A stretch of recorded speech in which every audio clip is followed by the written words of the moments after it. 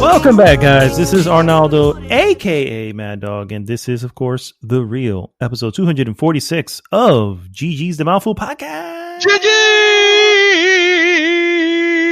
And thank you and congratulations for remembering the number. I thought I was thinking like, oh man, we just started. He didn't look at the number. He's gonna mess it up. I'm going to be completely honest with you. I am not entirely sure that's the right number. but yet you certified it. We're going with real. We're going with it, guys. Just sit back, relax, take it take it for what it is, guys. Take it for what it is. That voice, of course, is Mr. David Santos, aka Dream Twister. What, sir, is going on? Still with the eternal cough. I don't know what. God, still? Yeah, it's not as bad. Actually, if I'm quite frank, it just got worse when I started recording. When we started recording, that's the moment. It's like it like it was completely. I was completely fine the whole entire day, and I have had to mute myself once, here and there. You guys probably noticed on the last podcast when I suddenly go silent. Because I never go silent. I know at some point they go, whoa, something happened here. Well, actually, I said that time that I was silent for 15 minutes of the podcast? Yes, 25 minutes or whatever. Yes, I still don't know what the hell happened there, dude. Technical issues, but nothing stops the signal, and I'm here. I might have not much to say that is important, but I always have a lot to say. I disagree, sir. You always have a lot of important stuff to say. Thank you. Yeah. Oh, check that out. 3 compromised passwords. How about that? You weren't kidding, sir. There it is. We were just talking about those. I bet I can guess your passwords. So let's see. It's Sony for the win. Sony with a number 4. Okay. It is allergic to Xbox. That's the second one. It's more sick of Xbox, but that's fine. You're close enough. That's right. And the third one is tikka masala. There you go. It's chicken, sir. Chicken tikka masala. Chicken tikka masala. Oh, yeah. Well, shit. I kind of forgot. I put it on my last pass, and I don't see it anymore. Yeah. This episode of the GG Mouthful podcast is not brought to you by LastPass because they haven't sponsored shit. I'm just a user, and because I don't remember passwords, and yet I have super passwords for everything. Well, that's good because you're using LastPass. I am. I'm just one of those who just remembers my passwords, and like I said, one day, my brain is going to deteriorate. Of course, because all your passwords are the same. No, they're off by a digit each, sir. If we're going to be completely real here, that's even worse. You know what? We might want to edit this part actually, because I don't want to give fuel to anybody. We don't want to make it a challenge suddenly for any hackers out there in the group. So thank you. For reals. Well, guys, thanks so much for tuning in. If this is your first time, first off, please go to goodgame.rocks and join the conversation there. And of course, please like, subscribe, and share the podcast with everyone.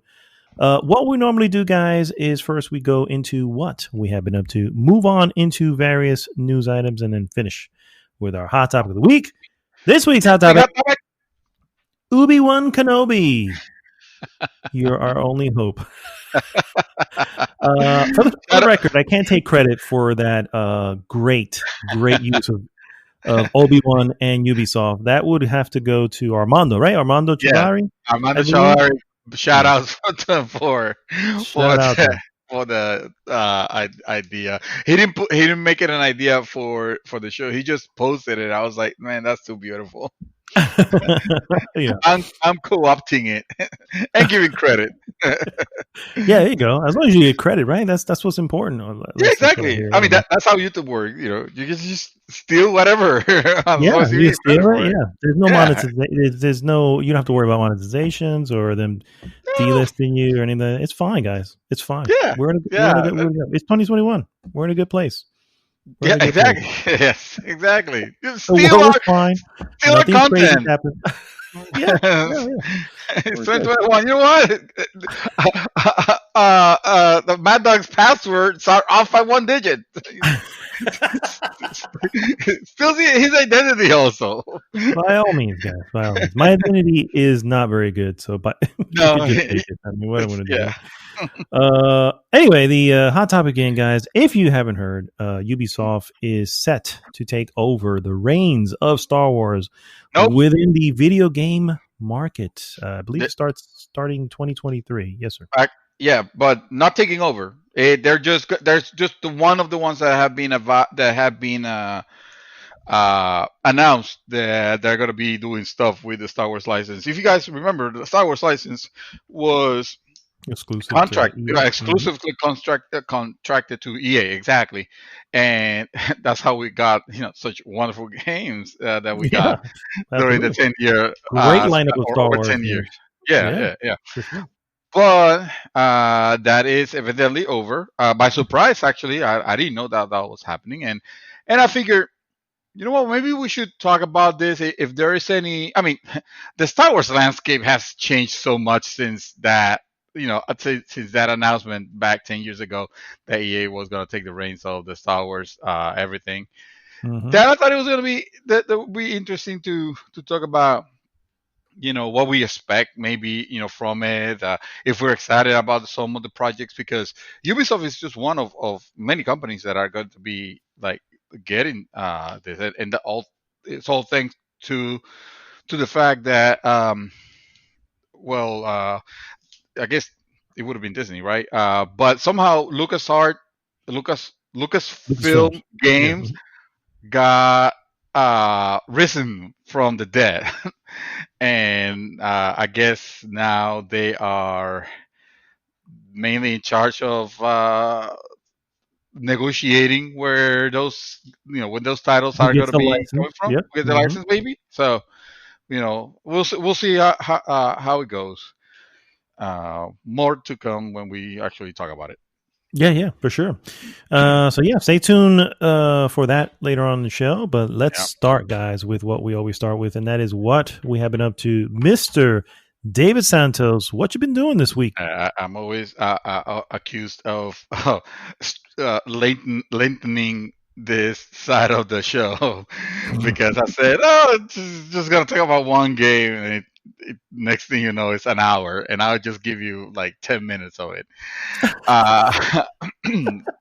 Okay, so I'm gonna set a timer here. Maybe. Please, cut me off at the 10-minute mark because I really don't have much to say.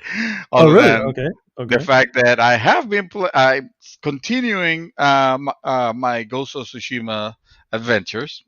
Okay, nice. Yeah, that game is great. I'm not gonna lie. I'm starting to find myself I am super enjoying the combat and all that still. Don't get me wrong, but I'm starting to understand what some people say about the repetitive nature of it, and that might actually have to do a little bit more with the way I'm playing it. I'm not particularly doing a lot of fast traveling. Like when I play Assassin's Creed, for example, or at least Odyssey and Valhalla, which are the only two, because all the other ones are not great. I remember just like if I need to do a mission in a particular area, and again those worlds are so vast that I knew that I wasn't just gonna run through the map to the other area. I will fast travel the crap out of it. Playing a game like Spider-Man, which is a shorter, smaller landscape, and the traversal is so fun. Yeah, I could say I never did the fast travel because I didn't feel the need to. Traveling, doing the traversal on it always felt fun. It was always it was very engaging. especially in Spider-Man, which as you're swinging, you're doing all sorts of movements and crap, and trying to look cool. And it doesn't really bother you when you get sidetracked to resolve a crime because that means action time. Uh, so I can't do that on Odyssey because that will take forever. I'll be super bored and Valhalla. But on this one, the landmass it's not super big, so and it is beautiful. I have mentioned that I have some problem with some moments of the day in the game where especially at dawn the colors tend to look kind of weird to me, and also I don't know if it's the HDR or whatnot, but the game sometimes it turns too dark to the point that I never do this in games because I always like to play them the way the developers meant for me to play them and whatever. But I had to raise up the brightness setting on the game because I was feeling like I'm not enjoying this. I mean, this game has beautiful graphics and detailed world, but it's too dark. Especially at night, it's just too dark, and that's fine. I mean, obviously at night it is meant to be dark, but it was starting to have it was starting to annoy me a little bit with the game. It's not a big deal. It's not a big deal. But the traversal of it uh, is fun because you're looking at the whole area is very beautiful, especially when with the leaves like just flowing and the wind guiding you to where you need to go. I love Mm. that. I love the. Have I told you how much I love that wind The guiding wind system? physics. That should the what? The wind physics. Oh, the wind fist. Yeah, the wind fist. Well, I call the wind GPS. I call it because it is the best way, the most elegant way to show you where you need to go. That doesn't look that is not like a like a little like a mini map on the game. Mm. It's not a HUD element or anything like that. You just you just go in your way, and if you need it, you just swipe up on the gamepad pad. I always forget what that button is called. The pad, And yeah, the yeah, the touchpad. pad, the touchpad. Thank you. Yeah, on the touchpad, you swipe up, and like a gust of wind rushes in, and it kind of go in the direction that the wind goes. That's where you're actually meant to go. So it's a very elegant way that it directs you to your next to your next well, the next area that you need to be. Mm-hmm. And again, I'm loving that. So I'm taking my time on my horse, which I'm not a big fan of horse riding on video games. That has been established already. But that's okay The because horse. Nobu, yeah, I don't like horsing around in Yeah, games. yeah. I don't like horsing. I don't like fishing in video games. I hate fishing in video games. I think it's stupid mechanic. And I forgot what was the third thing that I don't like doing on video games. But those are the main two. Anyway, uh,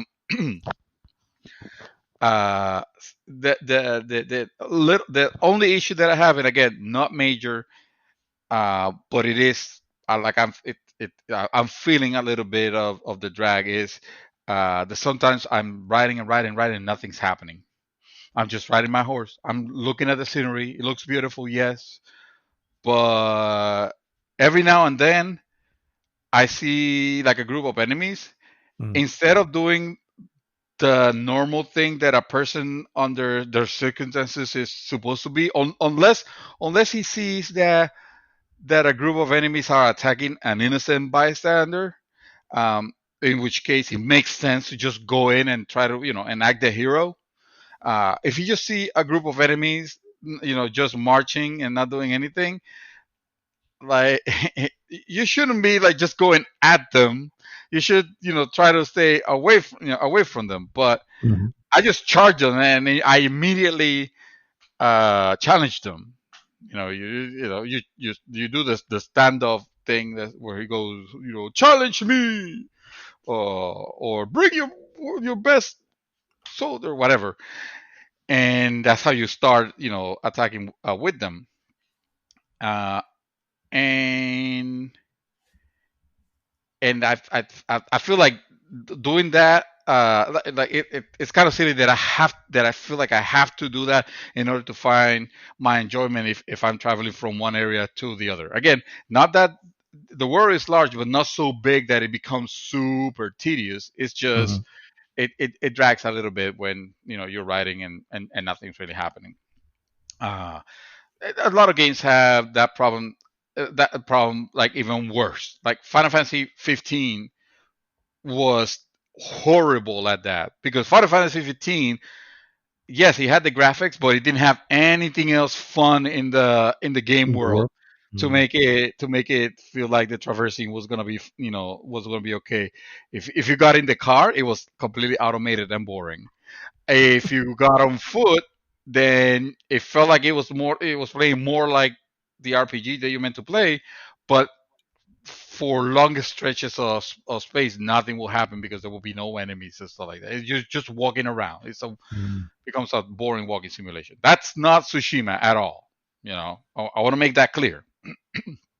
Uh, the other thing I'm finding is that I'm not a great video gamer. I'm not even a good video gamer. I just play games. I don't have math skills. I don't get good. I don't like whatever of that. I don't do Call of Duties, and I don't have reflex of 14-year-old. No, none of that. I just play games and whatever. If they kick my ass, that's fine.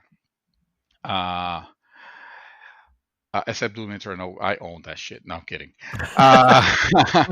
The somehow this game have trivialized the fighting, which is good if I want to feel like a badass because I am totally wrecking fools in that area of the game to the point where I'm starting to get concerned with these enemies are gonna have to get a little tougher fast, or this is actually gonna start. I'm gonna start getting bored of fighting at some point. Because again, you do an activity over and over and over, at some point it's just gonna weigh on you. Uh, and like it has gone to the point where I don't remember the last time that I died, you know. And if I did, it was probably because I was just being completely careless and foolish because it just feels like it's super easy now, and the only thing I've been doing is again I'm taking upon maybe that's what it is. Maybe I am taking upon fighting a lot of the enemies in the middle where I have grown. I don't have I don't have my skill tree completely maxed out, but the main I don't even remember what they are exactly. I know that the main things that you want to that you should focus on, I haven't maxed out, which is the parrying, which I'm horrible at parrying in games in general, except in this game. I seem to I seem to be like legit parrying, and what was the other one? Evading. Okay. Everything and everything else feels everything else feels unnecessary. All the other stuff that I have to unlock, it feels like, well, I'm just gonna unlock them because I don't know where else to put these points. If I don't need to put points on the little thing that tells me that shows me where the shrines are, uh, or the dens are, because I am finding them normally on my normal travels. I'm finding them without problem. I have enough. I have captured enough where I have been able to put points on my skills. I don't need to put a lot on the ninja, on the not the not shurikens, but the things that he throws, the knives that he throws. I forgot the Yeah, actual name of them. I forgot what they're called. Yeah, Those things. yeah, those things, They're like those little ninja darts. things that are like, yeah, exactly, or the sticky bombs even. Like I just started using that because I forgot that I had them for the longest time. Oh God, those are so fun. And oh yeah, they are. They are. And I'm glad that I remember that I had them because it kind of adds a little bit of spice to the to the fighting. But you normally want to use them when you're fighting the big guys, right? The ones that have the high defense. But because I'm destroying them without it, and also without having to change the stances. Like there's some enemies Oh where really? it benefits you to be in a particular stance. Yeah, I mean I still do, but I noticed that if I don't, they still don't give me trouble. For for the most part. Mm. Yeah, the big enemies with the shields. Yeah, those you probably want to have the Yeah, stance you that, needed to that combats. open up the shield. Yeah. Hmm. Yeah, that opens the shield. Yeah, exactly. You want to use that, but for the rest of them, it's like no. It's. I think I'm taking my time on it, and I'm becoming too strong, and that is kind of like trivializing the content of the game, or at least that's how What it act are feels. you on? Oh, I'm still in Act One. Oh dear Lord. And Okay, never mind. I've been playing. I told you I've been Well, how playing. many hours do you think you put on it? Oh, What? that fucking game doesn't show you how many hours I have you put on know. it. So It's so annoying, right? annoying. Yeah. It's terrible. Every game should have that as a feature, especially if it's a longer game. If it's a Yeah, game that's going to be, I mean, if a game that's 10 hours can tell me I've been on it for 10 hours, it's like, why can't a game that's longer that can possibly go up to 40, 50 hours not have an in-game clock? yeah. That should be patched in. It should. Oh yeah, every There's- game should have that. There's no excuse. That There's sh- no. that sh- so, but I've been playing consistently. Uh, let's say on average, an hour and a half to 2 hours a day, consistently. Uh, So, it, are you so doing a lot of the tales, the side quest tales of yeah, Tsushima? the blue ones, the blue icon ones. I Uh, believe so. Yeah, there's yeah. I mean, Because the gold one is the main one. Yeah, yes, yeah, yeah. yes, yes, I have. Yes, I have. And I'm also like I tell you, whenever let's say I travel to a location. I'm Mhm. traveling by horse, and whatever I discover around, I take a detour and I check on it. So if it starts a quest, I'll do that quest. If it's a fox den or a bamboo cutting thing, then I do those. So yeah, I am taking my time. I mean, I must be right because I'm still on Act One. You will expect me to be on Act Two, middle, if not almost Considering ending when it, you right? started the game, yeah, you should. I Yeah, figured you would be at this point, yeah, but you're saying you're only playing an hour and a half a day. yeah. That wasn't the case with me. I was playing when especially on my normal days that I normally play. I mean, I'd be there for a good 4 or 5 hours. Oh, I Just couldn't back play to for back. 5 hours. I was start. I mean, I've had the opportunity, and yes, there have been a couple of days that I've played, more than that. But during the weekday, uh, I say I will average that more or less. But yeah, I don't doubt that that's gonna fix itself. Like once I get to the next act, it's gonna start getting tougher. Actually, I'm hopeful. Kind of I'm kind of looking forward to that. Uh, Mhm. I just I guess, and I'm not super trying to be a completionist or anything like that. Game's good, and it's fun to fight. But it's maybe one of those games where you kind of have to have a balance between don't spend the entire time doing side quests and stuff because then you're gonna become too overpowered for the main stuff. Or maybe that's my impression of it. Mhm. So, but yeah, yeah. I guess my 10 minutes are up. Oh, I don't know. I didn't have a timer. I was just Oh. joshing. No, I'm having I'm having a great time with it. Absolutely. The photo mode is phenomenal. Even though I kind of like the photos that I took at the beginning to the point where now it's like I'm not inspired anymore. So I'm not I doing was like you. doing yeah, I was doing action shots. It was all Yeah. that was my reason to battle. I was like, okay, this is gonna be great. Take a picture. I felt like I was Spider Man. I was Peter Parker taking pictures of Spider Man. You know what I mean? As he's doing stuff. You were Uh, yeah, that's yeah how I did it. you were covering the wars. Yeah, You're yeah, not even exactly. playing the samurai. You're playing the reporter. The reporter. Yeah, the reporter there to catch the images in motion as they happen. Yeah. I haven't got a good one though. I tried a couple of times and like I can't nail it, and if I don't nail it, then I feel like, oh no, now I'm just breaking the flow of the combat. Let me just kill these fools. Mine are more the little moments, like when he was playing the flute, or That's a good stuff too. I ain't lying. Well, for me, sir, I finished Donkey Kong Country Tropical Freeze. Oh, I thought that game was gonna give you like a harder time. It looks like you like blazed through it. I mean, it does have some levels that can be probably a little infuriating.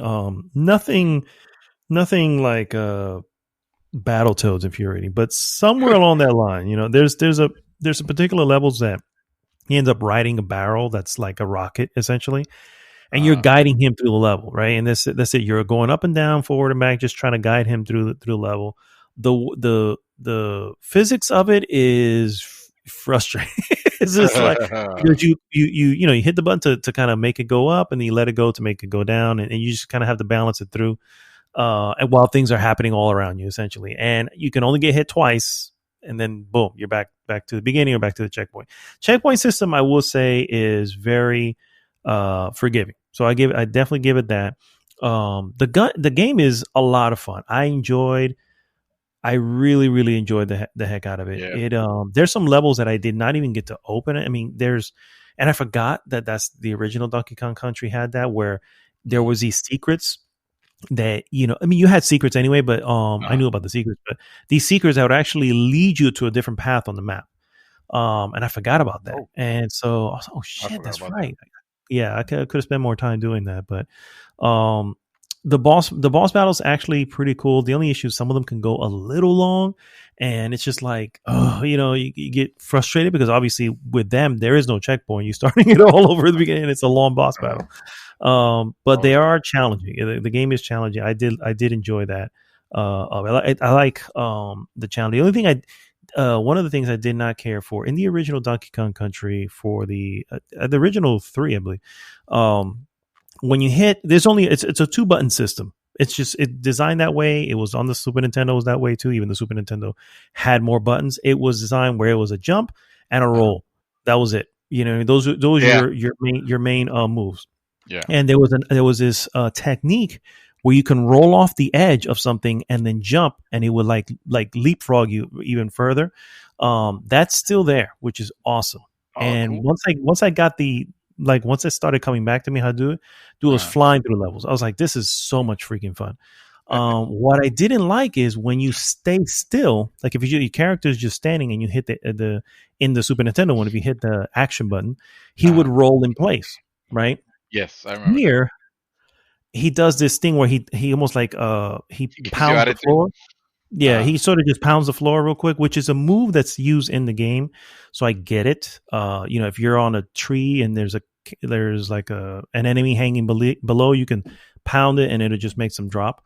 So there's that. But the issue was when I would want to roll, I would forget I have to actually nudge the stick forward a little bit so that I make sure I'm rolling. I can't just do that in place. And that caught me so many fucking times. That was the most frustrating thing. I was like, yeah. I was like, I get it. I get why it's here. It's a new thing. I just got to get used to it. You know what I mean? But towards the end of the game, it was happening less. But every so often, it never failed where there's an enemy in front of me and I just want to roll into him. And I'm just like, nope, boom. I just do the stupid thing. But anyway, it is an awesome game. If you have a Switch, this is definitely a game to have, and I would definitely support, and obviously I did because I paid the same thing. I support paying full price for it. I did not play it on funky mode. It's Nintendo. There's only full price with this game. Yeah. Well, no, the second party shit is, those tend to drop and go into sales, but not the first party shit. Not the first party. That's what I'm saying. It's Nintendo. For sure.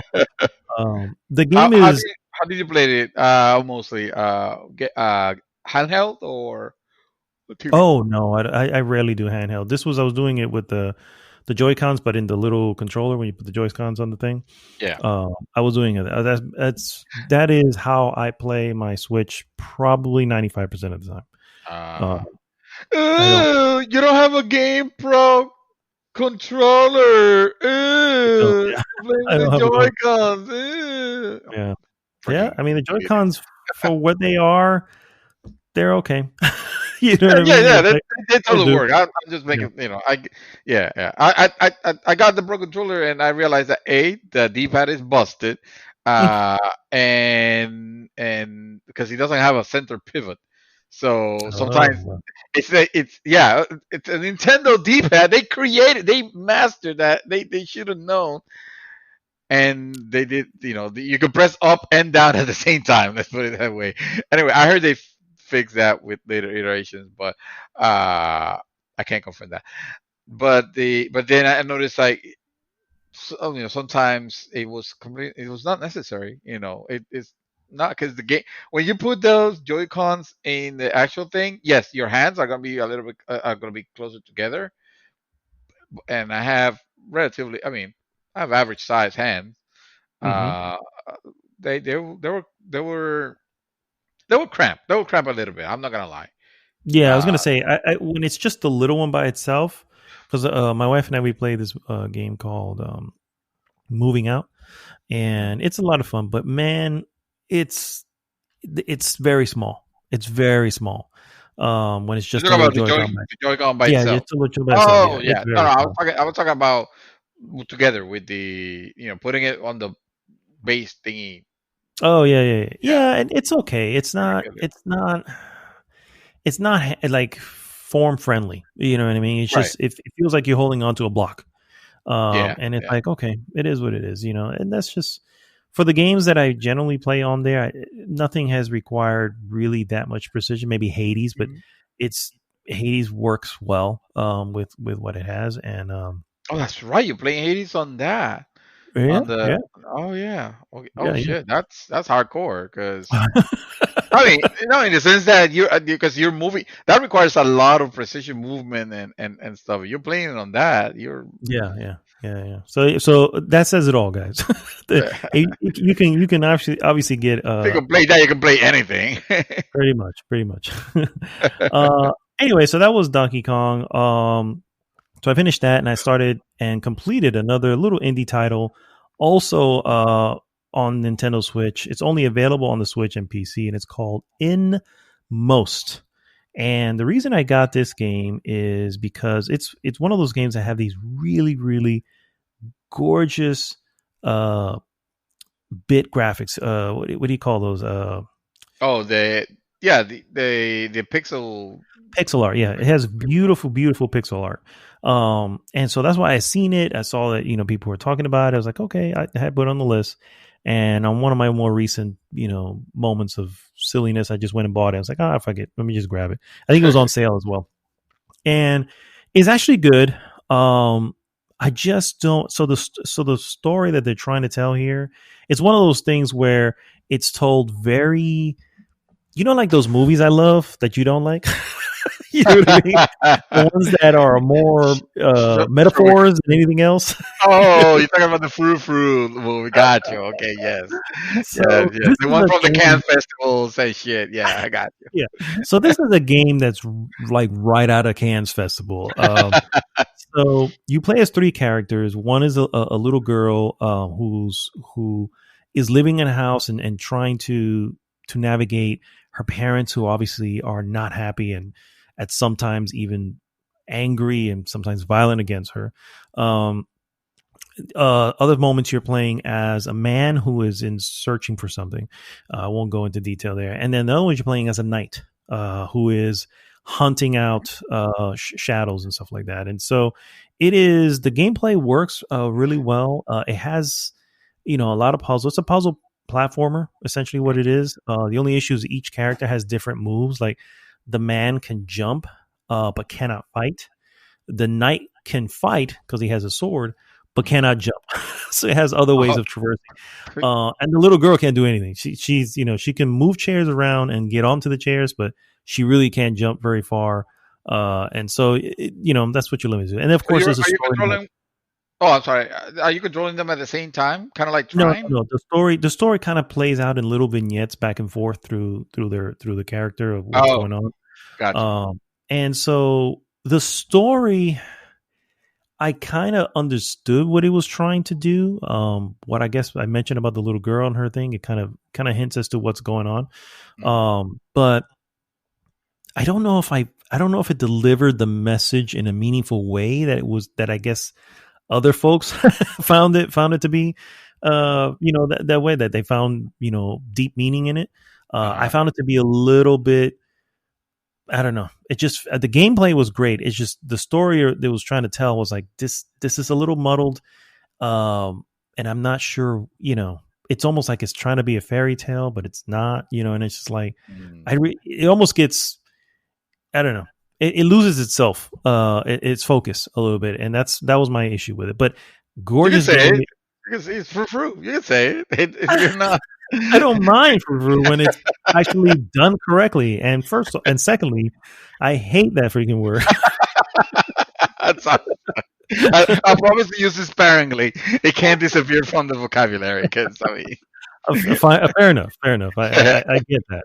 At some point, you're like, well, I really have no other adjective to use. The only one that you understand, the only one to drive the point home. It does. I'm not gonna lie. Anyway, cool game. Don't think I can recommend it unless anything I just mentioned sounds cool and you're into indies like that. You may enjoy it. What game would you? What will be the closest thing? Because the constants, what you describe sounds like a interesting but kind of abstract concept. Like, what game would you more equalize it to?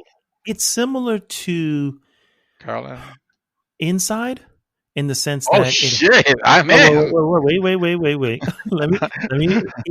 When put I the credit card away. Okay. Yeah. When I say Inside, it's like it's one of those things where things are going on in the background and you kind of understand, but you don't know. It's not explaining it. You have to just view it for what it is. If you remember Inside, the little girl who was in the water, why is she in the water? Why is she chasing you down? You don't really know.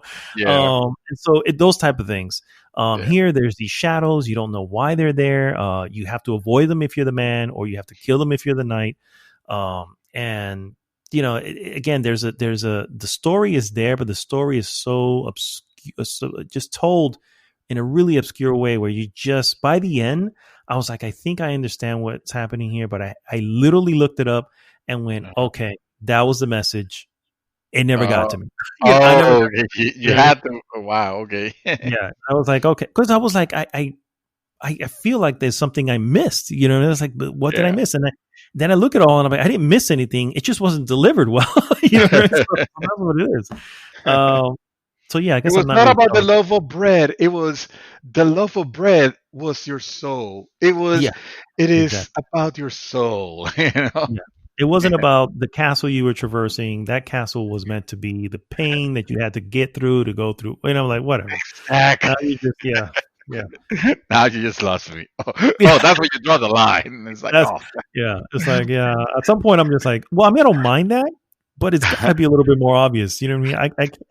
I feel, I think I'm a pretty smart guy and I can put shit like that together. You know what I mean? So I'm saying if I have to look up to see why or what did I miss, then it's probably because it wasn't in the game. But then again, I think it was.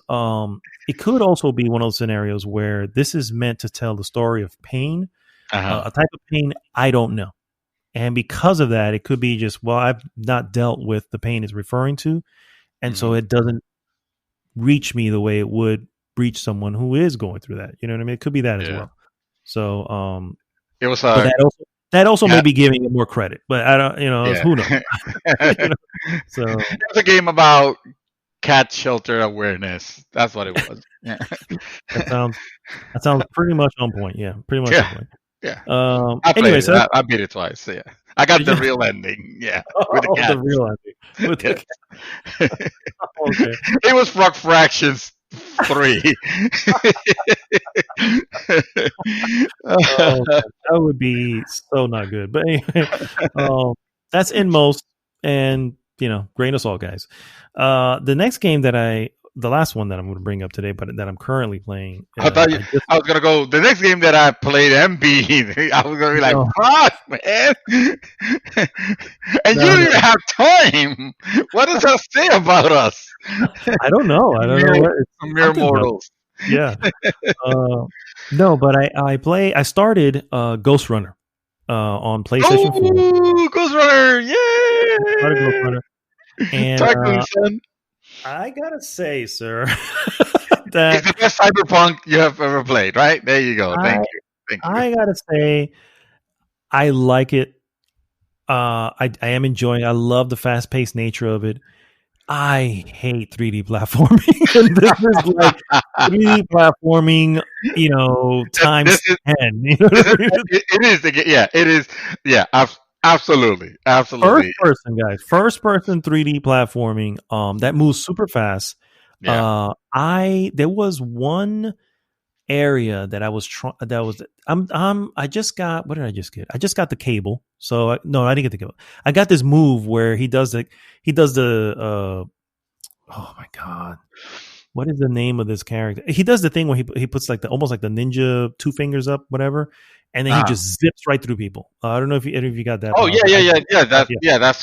That's super fast movement where he kind of goes like he's like it's called. I don't know what it's called, but I call it the ninja summoning pose. Yeah. He just raises the 2 fingers to his temple and flash forward. Yeah. He flash forward. He goes shinobi all over the place. Yes, exactly. And if you obviously if you have characters that are sort of in line, you just eliminate them all in one line. Yes. And so that's where I'm at, essentially. A little bit after that. And I literally put it down because I was just like, man, I need to put this fucking game down. Just like I'm done. I'm done for today. No, I hear you. I hear you. I feel the same way playing that game, and yes, 100% I'm with you that the platform. I mean, that is the game, and you can't fault. It doesn't hide the fact that is the game. So you're either go already knowing that this is gonna be a first person platforming game. How do I feel about it? Well, I play Mirror's Edge and I liked it, or no, I actually don't like this type of game. So it's up to you to make that that choice at first. Because once you're in it, you're in it, and that's why I appreciate the fact that if you get killed in this game, like it super spawns you like real quick. It does. It does immediately, which is great. The only I found myself a couple times where I end up missing what it is I'm trying to do, and I land on a platform that's not a platform I can do anything from, and I'm like, oh well, and kill myself. That happens so freaking frequently. Other times, like I was taking out a bunch of guys who are like they have these shields on them. Mm-hmm. So obviously you got to go for the shield, the generator first, so you can take them out. Yeah. And dude, it's just the most infuriating thing. Here's what I know. So there's this move that it's I think one of the first moves. As you're in the air, you sort of slow down time, and you can kind of sway left or right to try to dodge a bullet, right? Or shot coming at you. And for the most part, in open areas, that works fairly well. In smaller enclosed areas, not so much, because if you sway too far to the left or right, you end up touching a wall, and now you're wall running again. I didn't want to wall run. I just wanted to move out of the way of this bullet and land straight down. That happens all the time in like smaller areas, and that's just infuriating, bro. The good thing, of course, the game, counts how many times you die, and it's just like, motherfucker, I don't need to know. I hate when games do that. Yeah. Except with this one, I don't particularly care that much. Because it's meant you're meant to die a bunch of times. True. And I feel like I'm being down on it. I'm not being down. I do like it. It's very, very stylish. The music is awesome. I'm really enjoying the music, and so it's cool. It's very fun, very fast paced. I really have much to say about it. I mean, I just started it, so I'm not even that far in it, and I'm enjoying it. It's just it can be infuriating, and and yeah, It can be infuriating. In short, people, I was sitting there because my wife is working. Remember, she works in the living room, and I'm sitting there with my headset on, just going, yes, he never goes, God forbid she's on the phone, with a client or something like that. Here's me cursing in the background. So that's the world I live in, guys. The world I live in right now. Anyway, so that's what I've been playing.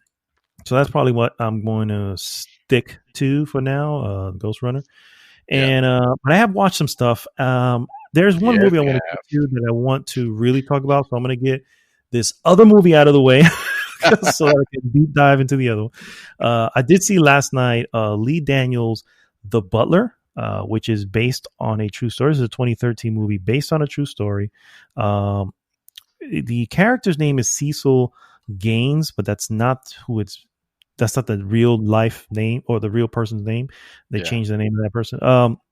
Anyway, what it is a story of a butler at the White House who was at the White House for 8 presidencies. He started in the Eisenhower term and finished in the Reagan term. He was there for a very, very long time. He's actually was still alive when Obama took the office. And so the whole deal is this character is played by Forrest Whitaker. We have a lot of people in it. You got Mariah Carey was in there, and I don't remember seeing her. So that's how big her role was. Or how good it was. She was able to distance herself from the Mariah Carey-ness.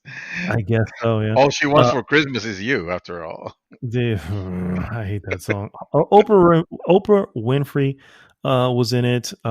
There's a lot of people in it. It's a pretty good cast. It goes through the main storyline is obviously he is a black butler at the White House, someone who is extremely good at his job, and then the majority of the staff is also black, and so it's just him going through the troubles of what's happening in the nation during that time. You had your early on, you had your lynching, you had all this horrible stuff happening in the South and probably in Northern up as well. Your Jim Crow, you had everything up to the point of them. When they finally got black people finally got the right to vote and all this stuff. But the whole time he has to remain in the White House, one of the rules was no politics from any of the staff at all. You know what I mean? And so he was good about that. But then his son,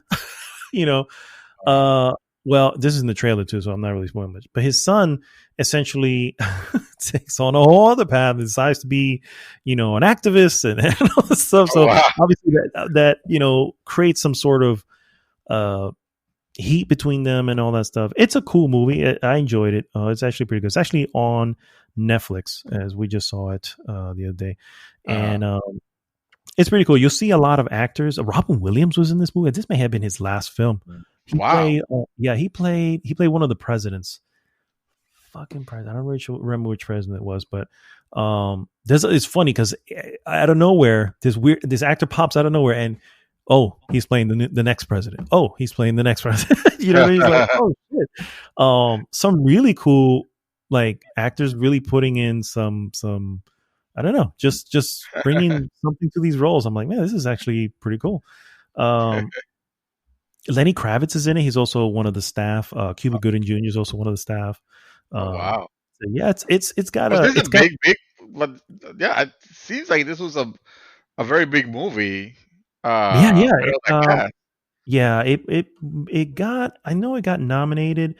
I don't know if it won anything as far as the Academy Awards, but I'm pretty sure it got nominated for some awards.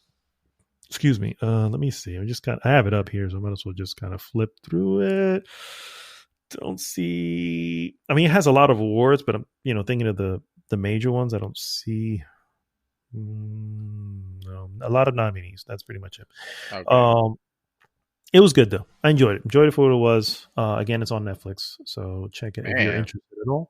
How could you top this? You wanted to get this out of the way. man. And that's not in any way trying to belittle the film, guys. I'm just saying there's another Oh, film I really, really want to talk about. You know what I mean? let's run past it. Let's get to the real thing, to the real movie. Can't wait to hear about this Oscar nominee that you're about to drop us here. So far away from Oscar anything. PG exclusive, guys. That movie is a movie you saw last week by the name of Tenet. Oh. And yeah. You say you're gonna. I got credit for crazy. You did say you were gonna watch it, and we're gonna have a discussion about it this podcast. So yes, lay it on me, sir. What do you think? So I'm gonna. Here's where you were completely wrong. I'm baseless. So I watched this movie. No, go ahead. I watched the film on the day I basically messaged you to say I don't remember when that was, but I watched that film that day, and we watched it all. We absorbed it all, and we're like, okay. Yeah, and I was like, okay, all right. And in my head, I was going, I think I really like this film, but I just don't know. And so, in essence, this was a rental, by the way, through Prime. So I rented it, like $6, whatever, right? And then I was like, if I want to watch this, I want to watch it again. And the very next day, I literally just hit play on it again. I think it was Wednesday. I don't remember. It doesn't matter. But anyway, the point is, I watched it the very, very next day. No, it was Saturday that I rented it. Sunday, I watched it the second time before the rental was up, basically. Total, I bought the fucking movie. So what the hell does that say? Does that not say it all right there? Actually, you know what? That's my review. It's I bought the movie. You bought the movie. I'm not gonna buy bullshit, Oh, look, Dora the Explorer is $6 if I rent it. It's $8 if I buy it. I might as well buy it because $2 more. Ah, shit. Now I see my history. It sure is. And I'm not sure how you can delete it from your history either. But anyway, this movie has had me like deep diving so many things into the internet so that I can learn entropy, so that I can learn the what is it, what exactly is entropy in physics. And let me tell you, I've read a lot on it and still don't think I can explain it to you. So, that says it all. It's like one of those concepts that are like Bitcoin. Where do they come from, man? How do they work? So entropy, the thing that got with entropy is you have your high and your low entropy, right? And entropy is the spread of energy. And when it's based, like if it's all held in one spot, then you have a low entropy. And eventually it starts to go up and up and up until it's all even. So one of the easiest ones is an ice cube. When it's an ice cube just sitting there, you have low entropy and it's starting to spread out the hot and cold little by little to the point where it's melted. Once it's melted, you're at high entropy. Same thing with coffee, a cup of coffee. As it gets colder, it's spreading energy throughout. So that's essentially what entropy means. That's one portion that I got lost in it. Another one that it's probably going to be the funniest one. It's called the Sator Square. And I don't know if you've actually looked into this, but the Sator Square I certainly did not. is a word square that has 5 words that are used in this film all over the place. All right. First off, Sator is actually the name of the main villain in it. Arepo is the last name of the art forger, if you remember that. Opera, which was the opera house at the beginning. Rotus, which is the name of the company, the security company that works for that Sator owns, and the word Tenet. And the word Tenet. So this, I'm going to send it to you so you can see it, so you can kind of see what I'm talking about. What are these? What does these 5 names have in particular? Well, that's the interesting thing. There are, I'm going to send it so you can see it. There are, these things have been found all over the place in Europe, and they're very old. I'll say, here we go, so you can see it, and they're all over the place. They don't know where the origins are. A lot of the words are, I guess, Latin or something like that. So, anyway, this is the the rabbit hole that I fell down in the internet. And I haven't even talked about the movie yet, for the record. I'm just kind of telling you how this movie left me, that I just wanted more, basically. Wait a minute. This is basic. I didn't make a huge discovery here, but Sator is Rotas backwards. Arepo is opera backwards. Yes. And Tenet is Tenet backwards. Yeah, Tenet backwards. Yeah. That has a name where the word backwards and forwards is the same thing, but a palindrome. Yes. A palindrome. Thank you. Palindrome. And when you think of a palindrome and what it is, and you think of how that would apply to this film, and it's just like, now you're blowing my mind. Yes, exactly. But see, Christopher Nolan to freaking put me into this position where I'm like, this is the particular issue that I have with this movie is no one will get this unless they are a physicist, doctorate degree level person that specializes in this exact thing in entropy and stuff like that, or you go on a wild wiki hunt, and to try to get the information. Otherwise, none of this would, like, your mind. But I would argue. True, but I would argue that what I've stumbled upon here in the whole Sator Square and all this crap, that's just gravy on top of the meal that was already there. From the name alone, if you know what a palindrome is, then you would know just from looking at the name, you go, "Ooh, that's a palindrome. Check that out." You know what I mean? And so suddenly, we just having that in the back of your head, and then watching the film. So obviously, I'm not going to spoil the film here, but I will speak sort of lightly on certain things. Nothing made. I will recommend you post this on the group, because it's actually an interesting. The more you look at this graphic, the more you realize that, oh, wait a minute, not only the words are forward and backwards, but they're up and down. Up and down. Anywhere you read them, it actually, yeah. Okay, it kind of plays with that. Again, no fucking way I would have found out about it. But very interesting indeed. True, and like I said, this is just something. If you were interested enough, like I was, to start looking into some of these things, then you would find them. But the film itself, going back to the film itself, I have a few issues with it, but in the end, it is such a solid sci-fi concept. We had a recent episode, our favorite sci-fi, right?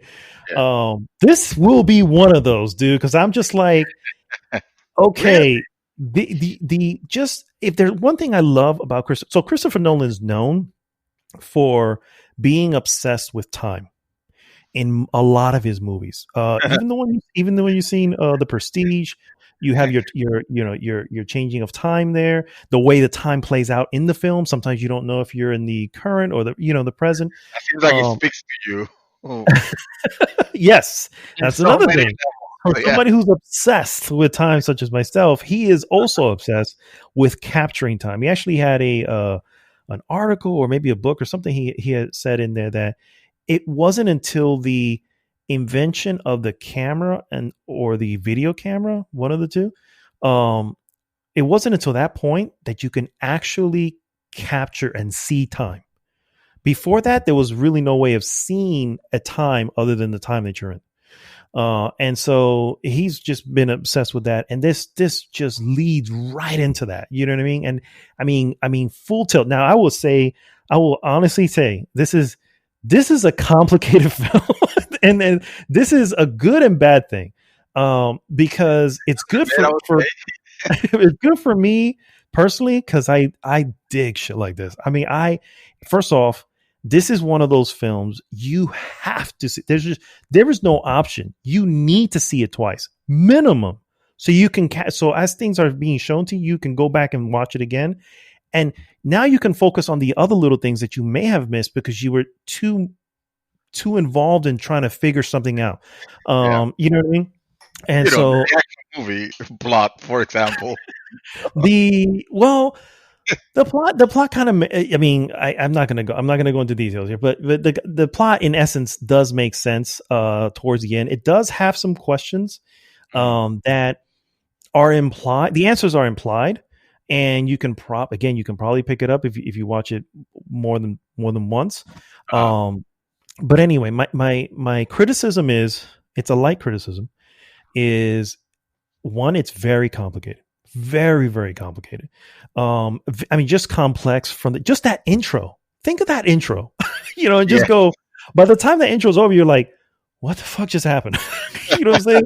The title comes up and I'm like, I have no clue what all that was, other than to say that shit was kind of cool. That was it. And so that's good. My wife, because I was watching this with my wife, and she did not like the movie. She couldn't appreciate any aspect of it because she felt so lost. That in her case, if she's not understanding what's happening, the action's not gonna bring it up to a level. Except at the end, the movie got actiony at the end, and it was cool.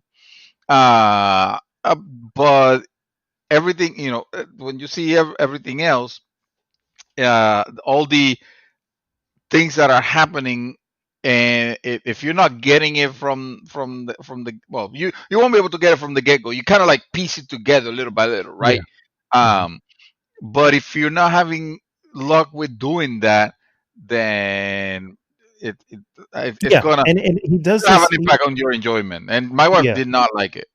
And that's what I'm saying, that it's one of those things where I'm like, I get it, I understand it, and it is a criticism. If you look at some of the other ones, I think before this film came out, anyone could probably look at Inception as being his most complex film. Yeah. One of the movies I remember when we went to see, when my wife and I went to see that, we went to one of those theaters that you can eat dinner at and all this. You know what I mean? Oh, nice. And so we went there. I think it was for Nick's birthday, and we were watching this. And I told her, as we sat down, I was like, "Honey, I'm going to say this once, just so you know, you cannot look away. You cannot do anything. You cannot." And lo and behold, no. Well, I know the type of film that he does. This is the thing he does. Yeah, this is Christopher Nolan's jam. Unless he's doing Batman, this is basically what he's doing most of the time. You know what I mean? Yeah. So, it's just the type of movies that he brings. He's always trying something down for the masses, for the uncultured like us, because it's Batman. You cannot make Batman too complicated. Yeah. Exactly. No. So I told her that, and somewhere towards the middle, she had to go use the bathroom. Like, all right, babe, I gotta tell you. And then it was like a good 10 minutes. Because she ended up speaking to the late waitress about something. Whenever she came back, sat down, and yo lo sabía, bro. By the time we get to the end, she's like, "Nope, no idea what's going on." Yeah. Not go anywhere. That was my argument with my wife. I'm trying to tell her, "Honey, but you remember when you saw Inception having the same issue?" And it's not because I was with her when she saw it. It's because I know the type of movie it is, and I understand her comprehension of it. And she's like, no, Inception was great. I got it from the beginning. I'm like, no, you did not. No, I would argue it's possible to get into the beginning. Because if you remember the beginning, and slight spoilers here for Inception, guys, at the very beginning. In the beginning, you see Leonardo DiCaprio's character and his friend. I can't remember what it is, and he's sitting across from the Japanese guy. And they're talking about, he's basically trying to sell him on going, people can steal your dreams and I can help you. I can help you do this stuff, whatever. So there's this little explanation happening there as to what is going to happen in the film. And then it hints that, we're not even actually in the real world. This scene that we're sitting in is in a dream, so it kind of opens up from there. Tenet doesn't have that. Tenet literally throws you in the deep end of the pool and says, "Red water." And pick this shit up from over there. Tenet expect you to like just already know the lore of this. It's like, oh, by the way, yes, the stuff. I can talk about the trailer, right? Because the trailer's the trailer, right? Absolutely, yeah. By the way, bullets fly backwards in this. All right, so well, there's a reason why they fly backwards. Yeah. Everything is so. That was the interesting part where they started going. So yeah, things essentially travel backwards, but it's a weird version of time travel. And it's not one of those things where you just hop back into time. You're reversing yourself, and now you're literally walking through time backwards. And it's like, it's just, I loved shit like that, bro. I love when somebody takes this concept and says, we're going to do a film about this. We have to have answers for everything for the most part. So that, it makes sense, to a certain point. Let's go crazy. Yeah. And you can't, the problem with sci-fi, I've always said that the problem with sci-fi is you have to, when you're building a world, so every little aspect of it has to have an answer for it. Otherwise, you're going to lose the people. Yeah. You know what I mean? In this case, the main issue, I think, one is the main character, who is called the protagonist. That's literally his name in the credits, guys. Yeah. Yeah. Well, I think I am the protagonist. It's like, that's the dumb part. That is the dumb part. When he says it, I'm just like, oh dear Lord. Oh God. Yeah. That was unnecessary for him to say I'm the protagonist. It's like, no, dude, you have a name. Let's be real. You know what I mean? All the things that you could have actually explained, you didn't have to explain that. Yeah. So one of the issues that the movie does have, it doesn't bother me too much, because I think the movie runs at such a fast pace. There's just something always happening, you know what I mean? Is the fact that you don't really have a backstory to a lot of the characters. So there really isn't a person for you to cling on to have some sort of connection to. Yeah. I felt the same way too. Yeah. Yeah. And I think that I've read somewhere that was kind of on purpose. I don't know if that's true, but it kind of makes sense when you think about the name of the character being the protagonist. Like, well, obviously we don't need to know who this person is. He's just the protagonist. And that's the focus that he's trying to do. And I'm like, okay, well, I guess that makes sense. But it does in the end kind of take away from it. It's the same thing I say about games like Fallout, like Fallout 3, for instance, where it's like the game character you play is just to protect. It's the other characters that you kind of run into that are awesome in some way, but you as your main character is just the main character walking through it. Skyrim probably has that with the Dragonborn. Who knows who the fuck he is? He's just a guy, Yeah. And so that's kind of the issue here in movie form, which is a little bit weird.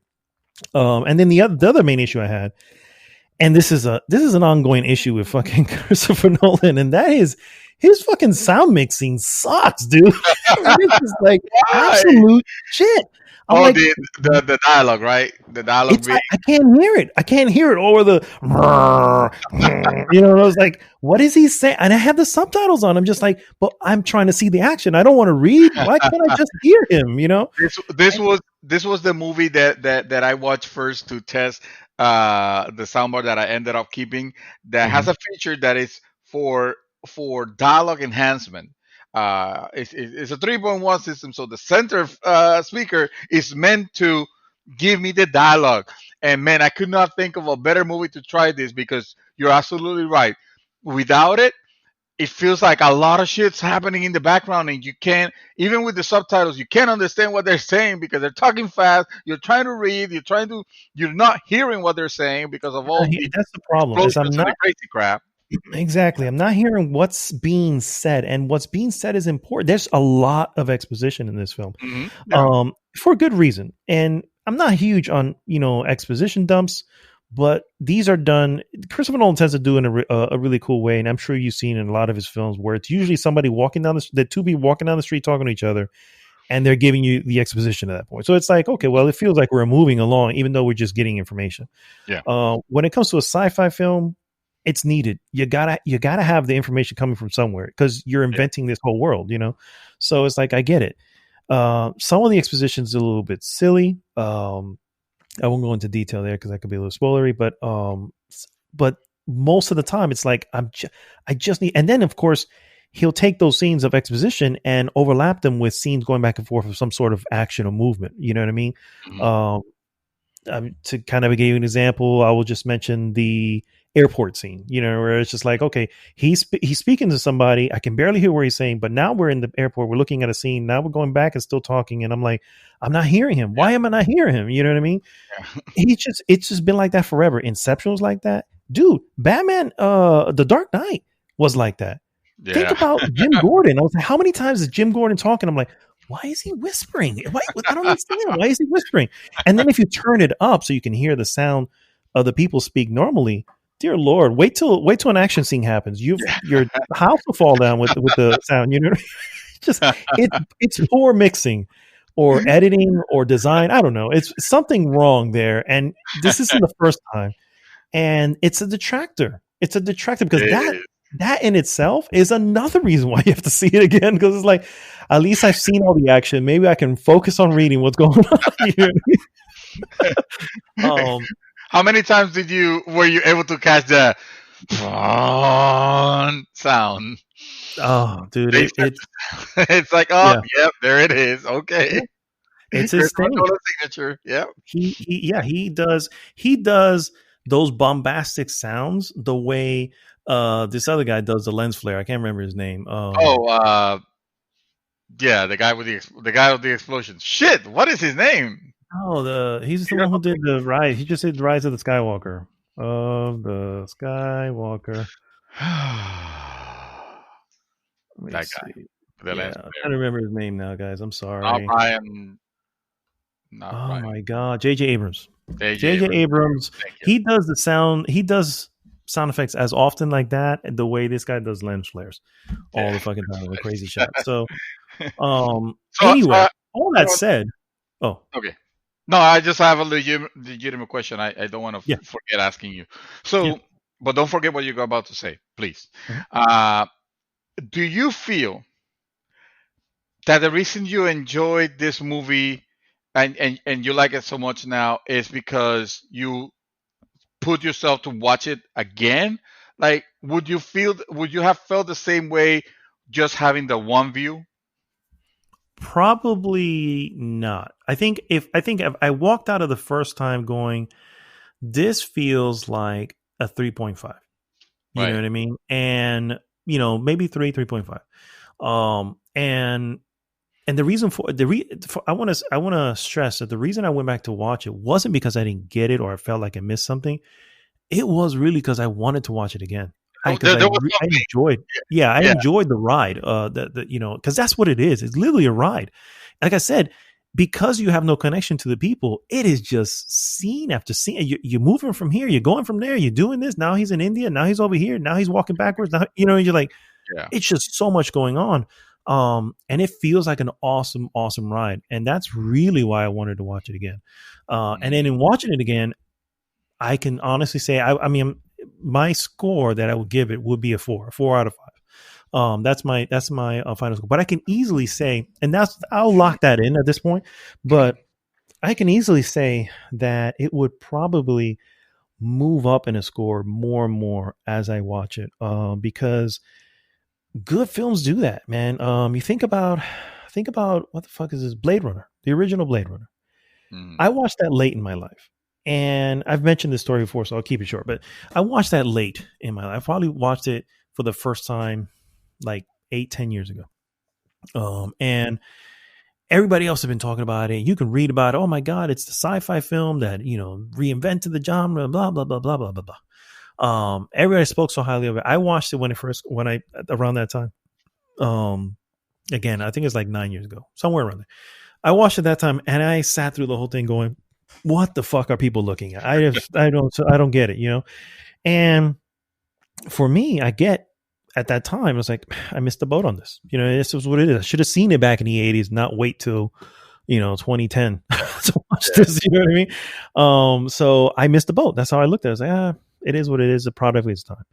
But I have watched it many a times after that. And every time I watch it, I pull out something more and I appreciate it more, to the point now where I still don't put it as my top sci-fi, but I really like that movie, and I own the movie. I own the final cut of that movie, and I think that Tenet will sort of follow that, through time. That the more it gets watched, the more you revisit it, you're gonna find something new. You're gonna see something you didn't notice. It's gonna start to click more. It becomes that movie where you're like, man, So I can see myself in a couple years after rewatching Tenet going, yeah, man, 4.0.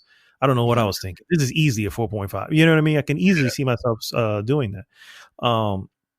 So for right now, I'm just going to leave it at a four on our scale, 4 out of 5. And I really, really enjoyed the ride, my time. And like I said, watched it twice. I was thinking about it the other day, and it's just like, fuck it. Let me just buy this guy. I feel like I'm going to watch it again anyway. So why would I rent it again? It's just might as well own it. So, and like I said, the freaking internet rabbit hole that I fell down just looking for terms that I just didn't understand. Like I was like, when they're talking about it's a reverse, the entropy has been reversed on this particular bullet or these particular items. And you're like, how, why, what the hell is entropy? And so I started looking that shit up. And like I said, it's a fascinating concept as well, just by itself. It's like, I'm sorry, go ahead. No, I was gonna say the pincer movement, the thing that they mentioned too. I started to look that up to see what is this, what does it mean. But yeah. So you were gonna say? No, I was gonna say the I forgot what I was gonna say. oh, that it feels like it feels like Star Trek technobabble, but that you can actually find the logic if you research on it. If you do research on it, you can see where it's coming from. Whether technobabble sometimes it's just made up words just for the sake of making it sound complicated and driving the plot. But in this case, no. In this case, yes, they use it. They do use it to drive the plot. But if you research it, like it has a base. It's not dilithium chambers. Yeah. Exactly. It's one of the concepts that I will never. I can't get out of my head. A character says this in the film, and this may be a slight spoiler, so I'm just gonna 5 seconds, guys. 5 seconds starting. 5-10 seconds starting right now.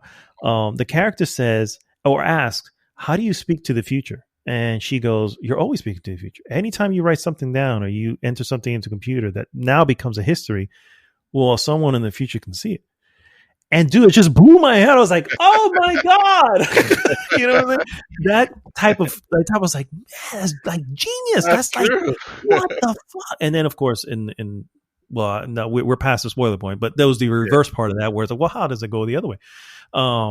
And again, it's it just brings up so many fascinating questions, so many fascinating concepts that I'm just like, I don't know, man. I feel as I can't still give it more than a 4 because I still feel that, okay, you don't have to have it asks for too much, though. You have to admit it does. It's very complex. It's very, very complex, and it's doing it on purpose. I think that's the other thing. It's one thing to be like Inception, but give you the tools to kind of figure out. Inception, you still need to watch multiple times as well, but you kind of have the tools to figure things out through the first watching.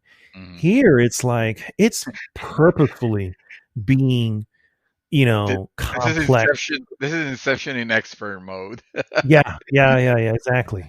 This is in nightmare mode. This is what this is. In nightmare.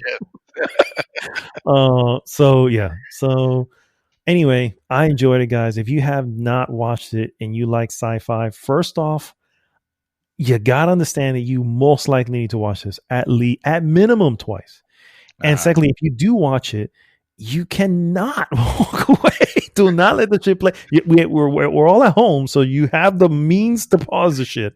Do not let shit slip by because you're not going to get it back. You have to rewind it anyway. You know what I mean? Yeah. And so, way more complex than Inception, but at the same time, such a really good ride. So what you're saying is that you have to watch it twice at least to really get the enjoyment out of it. And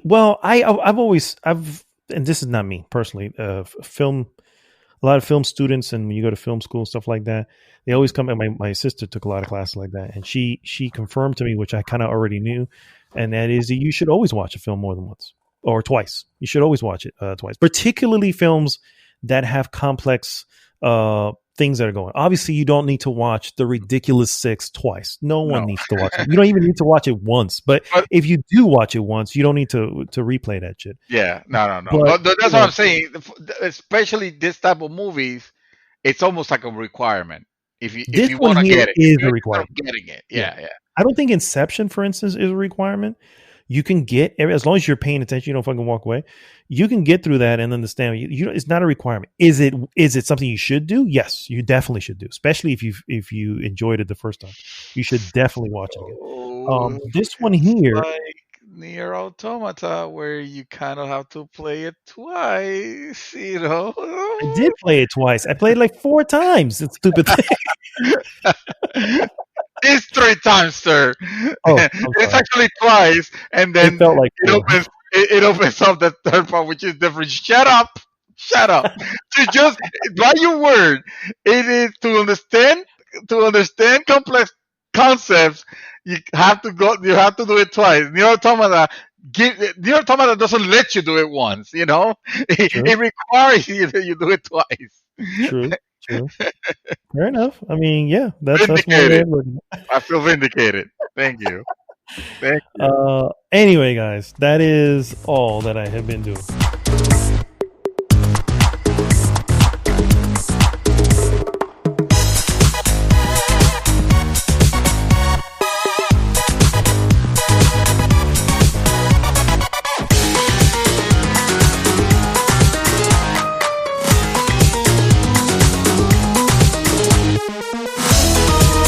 And we're back, guys. Yeah, we are back.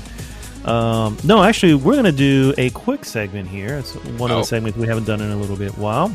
Oh. And that is the Mouthful. Misconnections? I wish. Misconnections? They don't exist anymore, bro. They took it out. Yeah, I know. I know.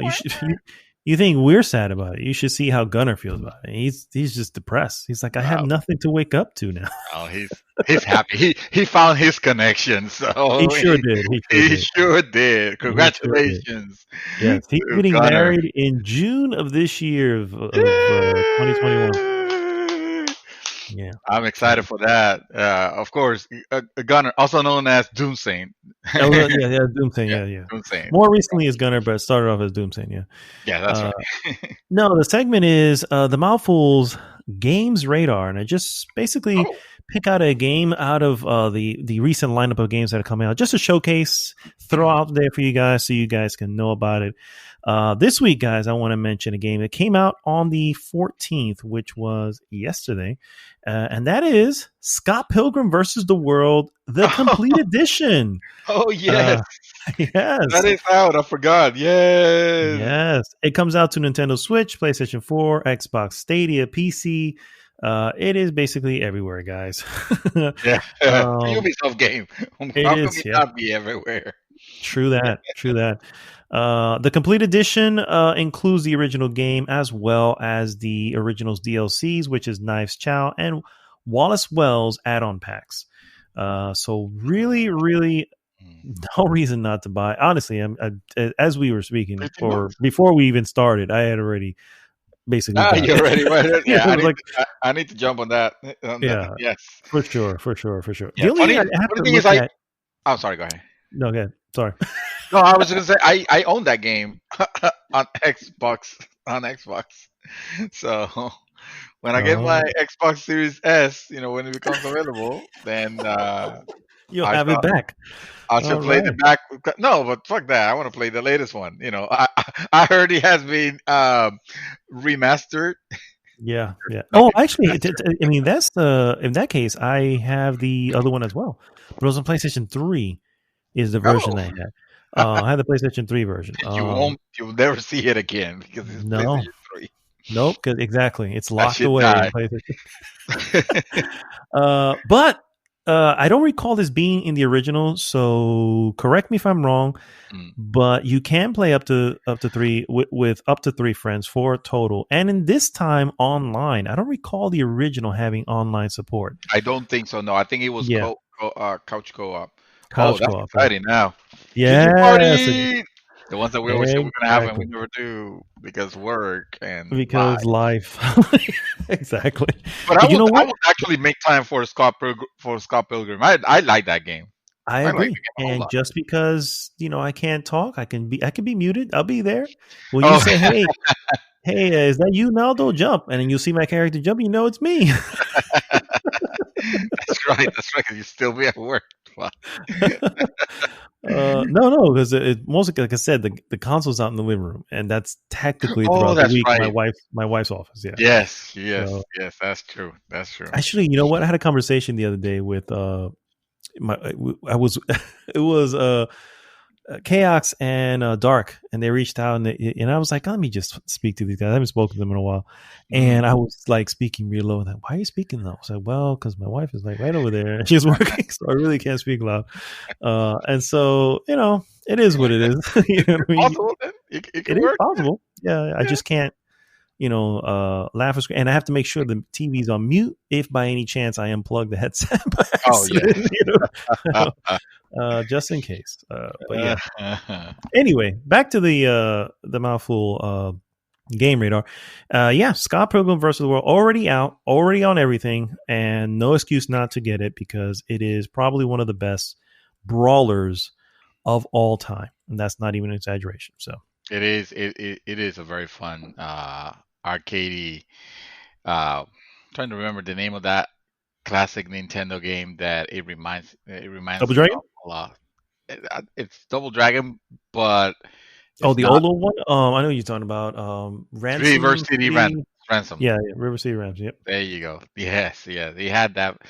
That's River City Ransom vibe, uh, and great graphics. And it's a good it's a good concept that is drawn from. It's from the Scott Pilgrim universe, which is crazy and fun, and I love that. I love that movie and that IP in general. Yeah. So Yeah. For sure. yeah, All right. Well, again, go get the game if you haven't. So now it's time to move into our useless news that you can I have use.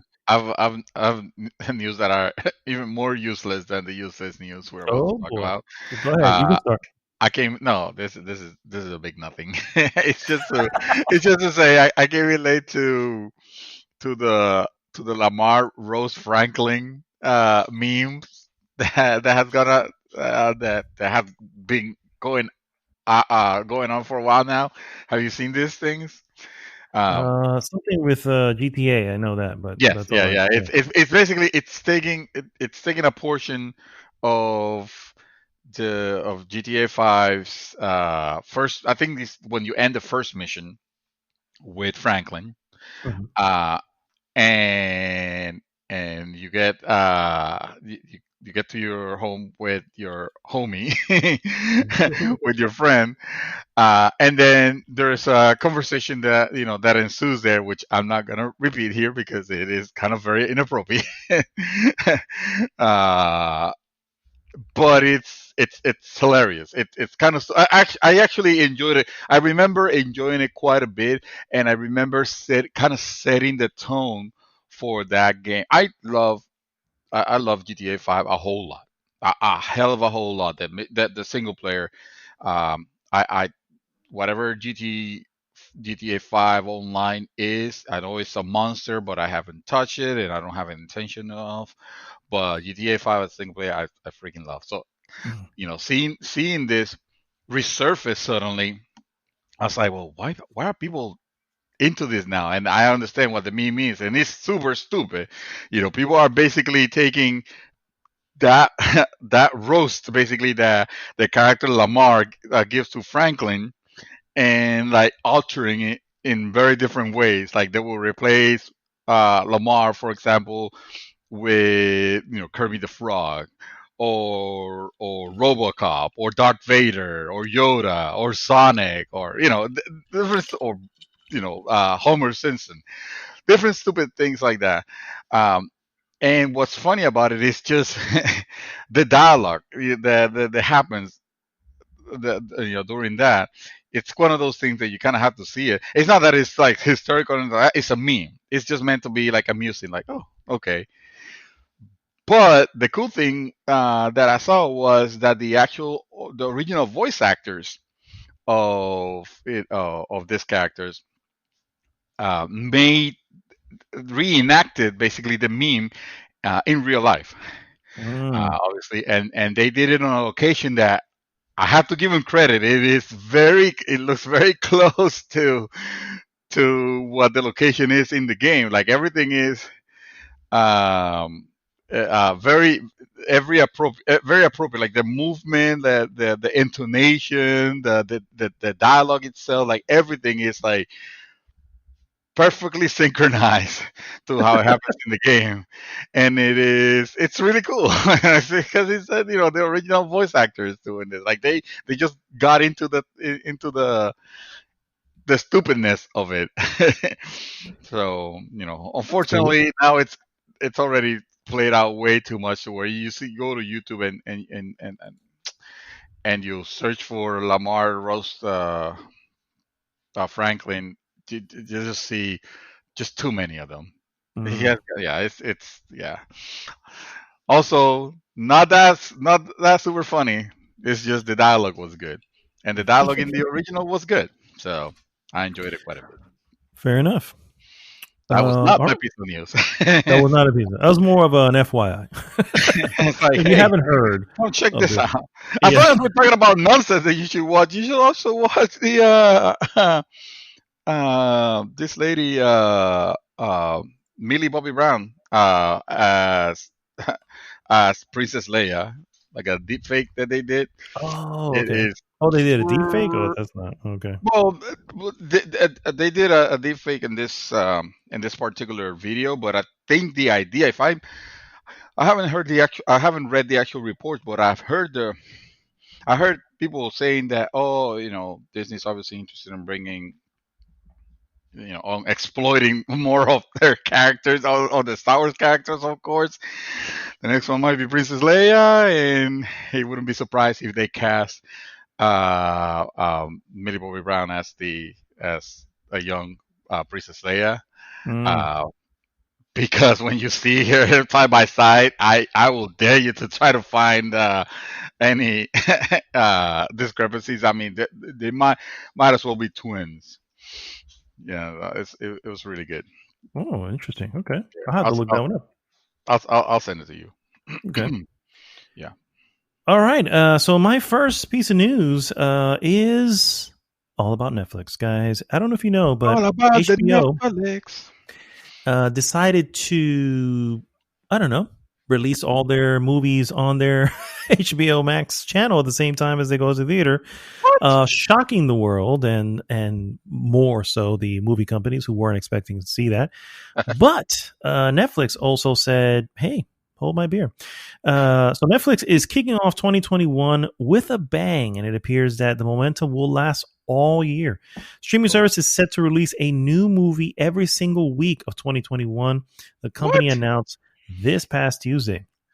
Quote, Netflix will bring you a new movie every week featuring the biggest stars, including Leonardo DiCaprio, Sandra Bullock, Dwayne "The Rock" Johnson, Idris Elba, Meryl Streep, Zendaya, Jennifer Lawrence, Ryan Reynolds, Jennifer Garner, Gal Gadot, Dave Bautista, Naomi Watts, Jake Gyllenhaal. The list goes on. Wow. And not only that, there's actually two films that are going to be directorial debuts for some big people. First being Halle Berry. She's going to be doing one called Bruised, which is actually an MMA a movie about MMA, female MMA fighters. So she will be starring and directing that film. And then Lin-Manuel Miranda will debut his first directorial his directorial debut of a film called Tick Tick Boom, which stars Andrew Garfield, and most of you know him as the second Spider-Man. Anyway, yeah, it's big news. I actually have the lineup. I'm not going to go through all the lineup, but there's some interesting films that are, it's just like, whoa. I think we're one of those was Malcolm and Marie, which I was talking to you last week, Dream, that I wanted to put as a trailer of the week, but I was like, it's not. I don't know if it's a trailer of the week worthy. However, I still want to watch it. Called Malcolm and Marie, starring John David Washington of Tenet, mind you, and Zendaya. Of whatever Zendaya is, which she's always awesome. Yeah, for real. So there's a lot of films. Dave Bautista starting in one called Army of the Dead. Then you have, what else? Bruise, which I mentioned, is Halle Berry directing debut. A movie called Don't Look Up, which stars Leonardo DiCaprio and Jennifer Lawrence.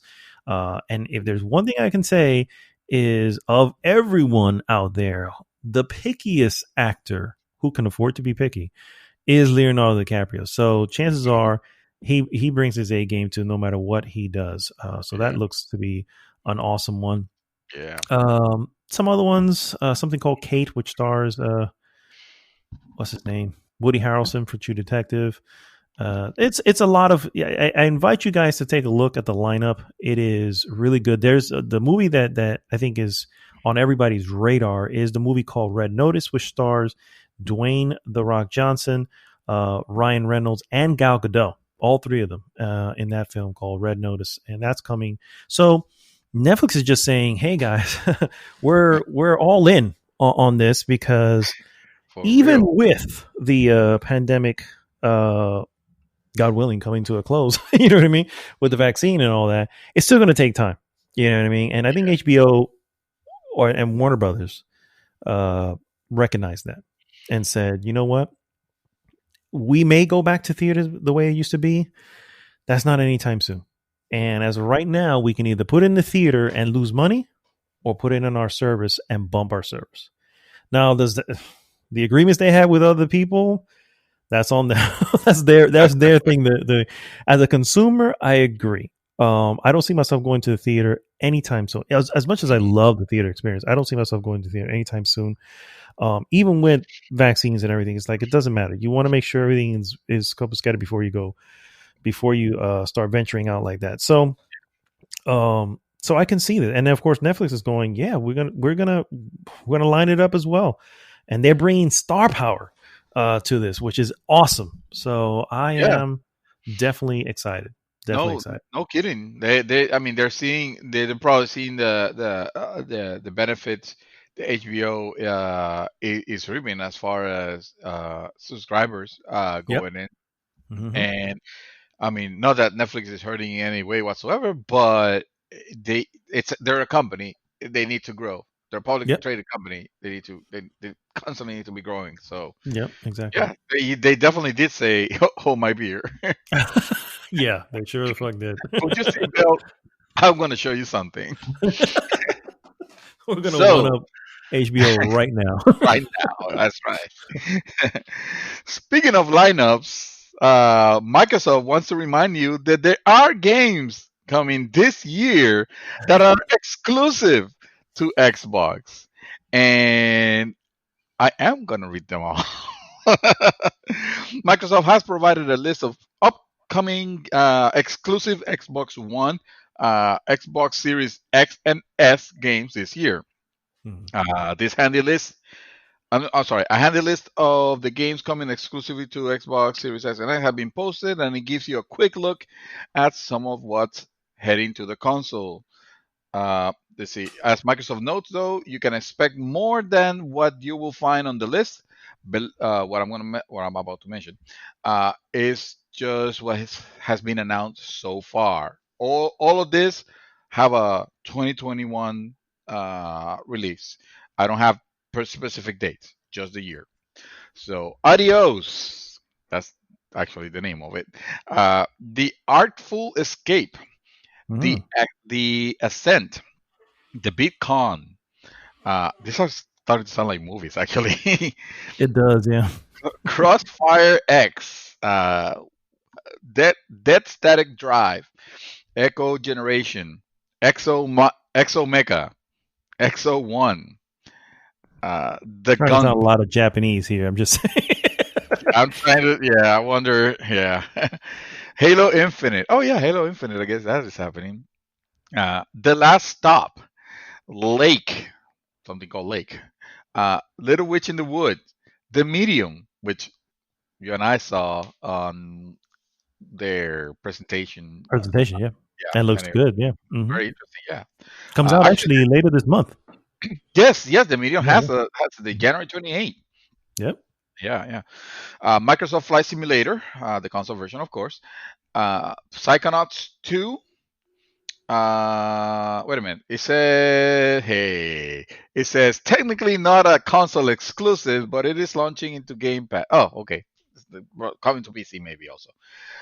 RPG Time. Okay. Sable, Scorn, She Dreams Elsewhere, Shredders, Song of Iron, Tunic, 12 Minutes, Unexplored 2, The 12 Wayfarer's minutes. Legacy, Warhammer 40,000, Dark Tide, The Way to the Woods, and The Wild at Heart. So that's just considered a quick reference guide on the games that are coming, and not necessarily all of them. I will pay you if you can mention 5 of them that you recognize. Of course, you have Halo Infinite, Psychonauts 2, Microsoft Flight Simulator. The one you mentioned, Maybe? Sable, I've had my eye on, Oh, but it's a little indie title. I knew it was coming to Xbox exclusive, but with Xbox things just don't remain exclusive. It's not like place. That doesn't mean they won't change, but I'm just saying for the most part, recently it's not really like that. Mass Effect 1 eventually came to everything, so yeah, I that's the one I've been kind of eyeballing. I knew it was part of there. So I know about that one. I know about 12 seconds or 12 minutes. No, 12 minutes. 12 12 minutes? minutes. 12 minutes. I'm looking for it now and I can't find it. But yeah, let's call it 12 minutes. 12 All minutes, right, yeah. 12 Go minutes, for it. yeah. I know about that one because we saw that also at their conference, and I was just like, Yeah, I dude. don't I was like, remember. I know the name sounds familiar. I don't remember what the concept when was. you But see the trailer, you're gonna go, "Oh, I remember this." oh, It's like this weird thing where it's like an overhead shot. A husband and a wife are eating dinner, and then it cuts to the husband going, "We've talked about this before. A cop's about to walk into this room, but and I oh need you. You yes, remember that? yes. Yeah, And it yeah." keeps He's like, repeating every 12 minutes. He's kind of like trapped in a "Yes, loop or something. exactly." And Yes, yeah, that one I was yes. just like, "I want some of that." I'm down with that indeed. Yeah, Yeah. yeah. So I'm glad to see there's some there's some interesting things. It's just a lot of the names are kind of like blurring hmm because I don't remember what they are, but I'll probably see them and be like, oh, okay, yeah, that was fine. Oh yeah, no, I'm not touching that. Yeah, for sure. My next piece, guys, is a little MCU news. Deadpool 3 will be a part Oh, of the MCU and will still keep its R rating, according to Collider interview with Kevin Feige. Quote, it will be rated R, and we're working on a script right now, and Ryan's overseeing a script right now. Feige told Collider.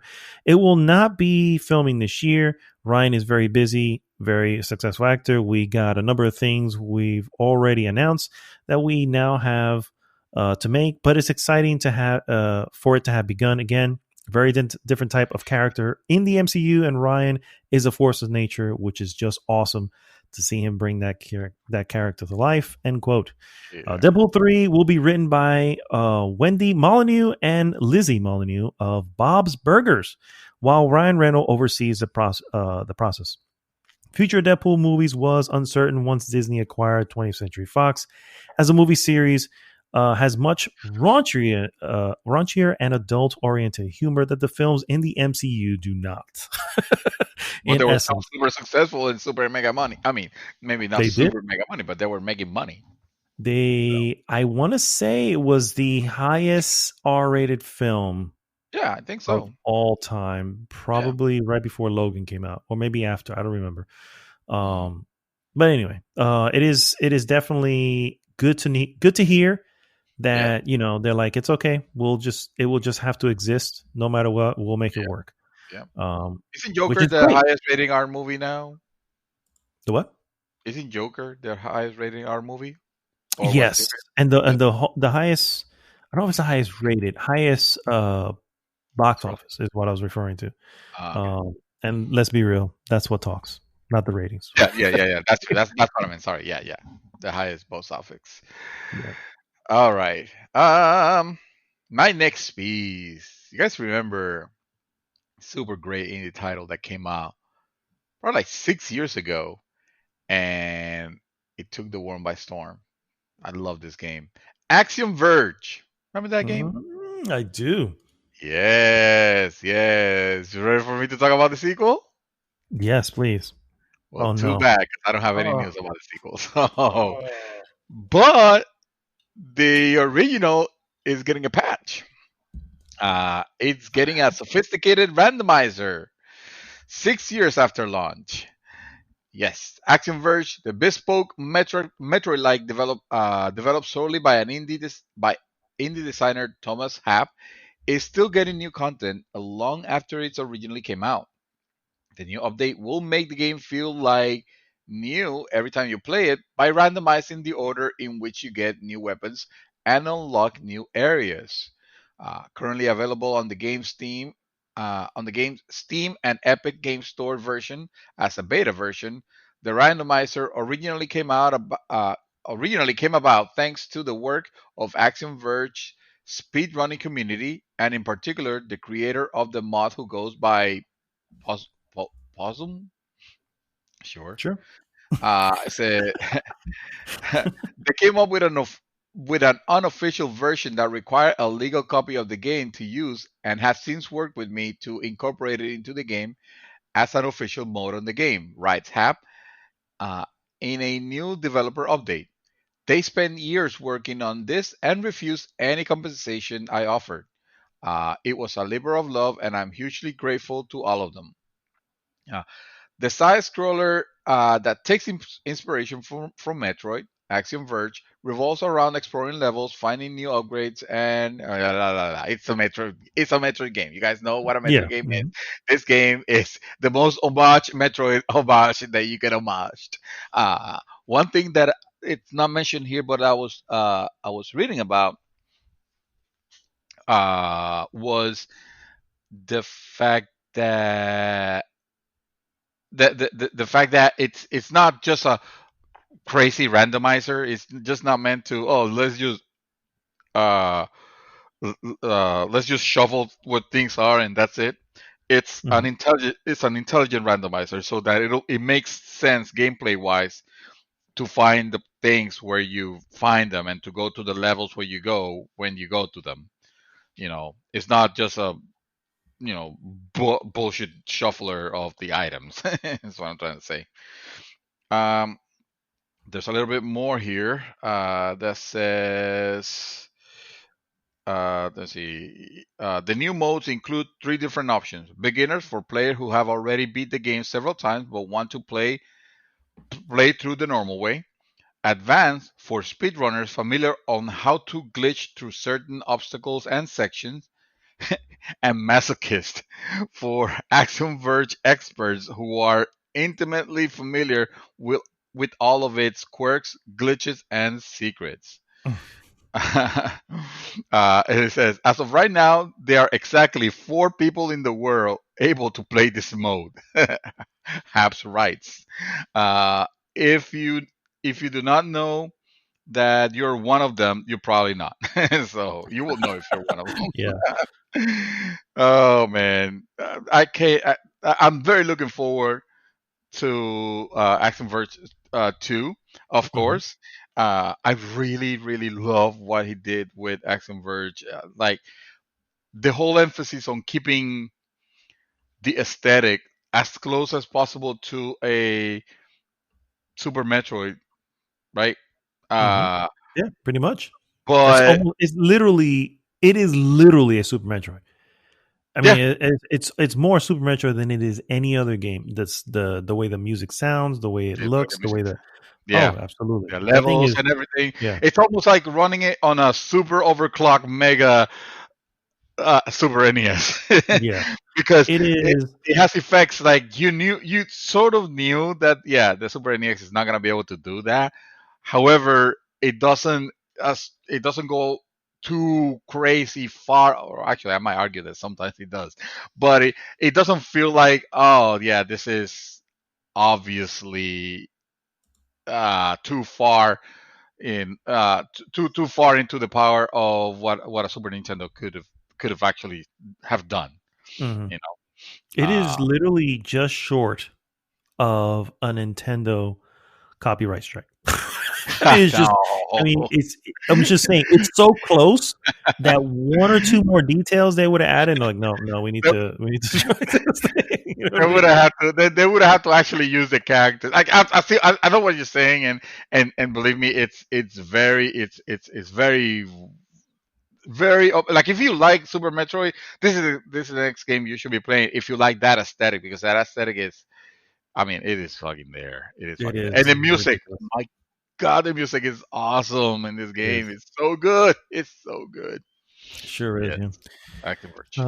All right. My next piece, guys, CD Projekt Red. Yeah, Who we're are they? going back on that dead horse. The founder and co-chief executive of CD Projekt Red on Wednesday gave a very detailed apology for the launch quality of Cyberpunk 2077 on older consoles, as well as an explanation from inside the company on what went wrong and why. CD Projekt also published a post-launch support roadmap for the beleaguered RPG, promising multiple updates over the coming year, including free downloadable content and a free update to newer consoles, the Series X and PlayStation 5. The game is currently on version 1.06 with a 1.07 patch expected sometime this month. Let's believe that it is the first of two major patches that will precede the quote multiple updates and improvements phase of support stretching until the end of the year. As you guys know, launched on December 10th to generally complimentary reviews. Certainly none calling out any major glitches or performance issues on the Windows PC version. When the players got their hands on the game on PlayStation 4 and Xbox One, man, were they in for a rude awakening. They found an array of glitches, some of them silly, embarrassing, other downright harmful, and other issues that shatter the immersion of the game's futuristic world. Um, I listened to the entire thing. This is me talking. I listened to the entire thing, and while it felt it was in the right place, it remains to be seen. I take that back. It felt like it was in the right place. Their reasons are what their reasons are. We know what it was. We know, hey, we needed to get this out. We know all the reasons. Do I believe they're going to fix it? Yes, I do. Do I still think they fucked up and we need to call them out on it? Yes, I do. And hopefully it's going to be, hopefully at some point, someone on PlayStation 4 will be able to play a well-running version of the game, regardless of, the fact it's being on an older console. But yeah. So I don't know if did you see the whole apology thing? Yeah, I did see it, and it felt like something that obviously it needed to be said. Um, I still, it's still hard to get past the shock of, man, you guys were the one that everybody looked up to bring us a quality a quality maybe we weren't expecting a bug free product, No, obviously, because not even The Witcher 3, right? But man, not like this. no, Not like this. not at all. And to employ the tactics that you employed to like it was already like it already started looking really bad when they were like, "Oh, you guys remember when we talk about we're not gonna have the mandatory crunch?" Well, actually, we take that back. It's like how Yeah. easily can you just go back against your word? You said you put it publicly. You Yeah. know, you, There's you no made truth. you made it a Yeah. thing of make it a public statement, and you're walking it back. That already goes against what we expect the type of company that we expect it to be. Is like you've always been like on a top pedestal because you've earned it, or we felt like you earned it. But I mean that pedestal fell on the floor, and it like shattered, you know and with that their own reputation. So now, Mm. yeah, now we're in the wait and see.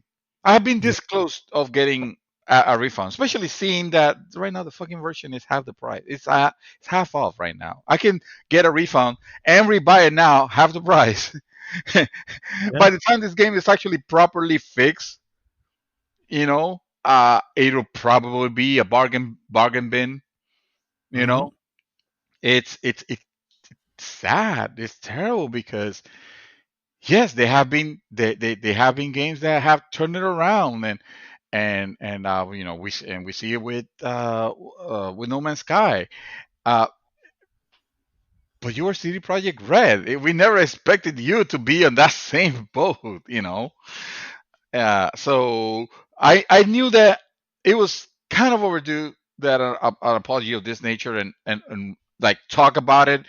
I figure, well, it's the holidays. Also, people they're kind of resting or whatever. That's fine.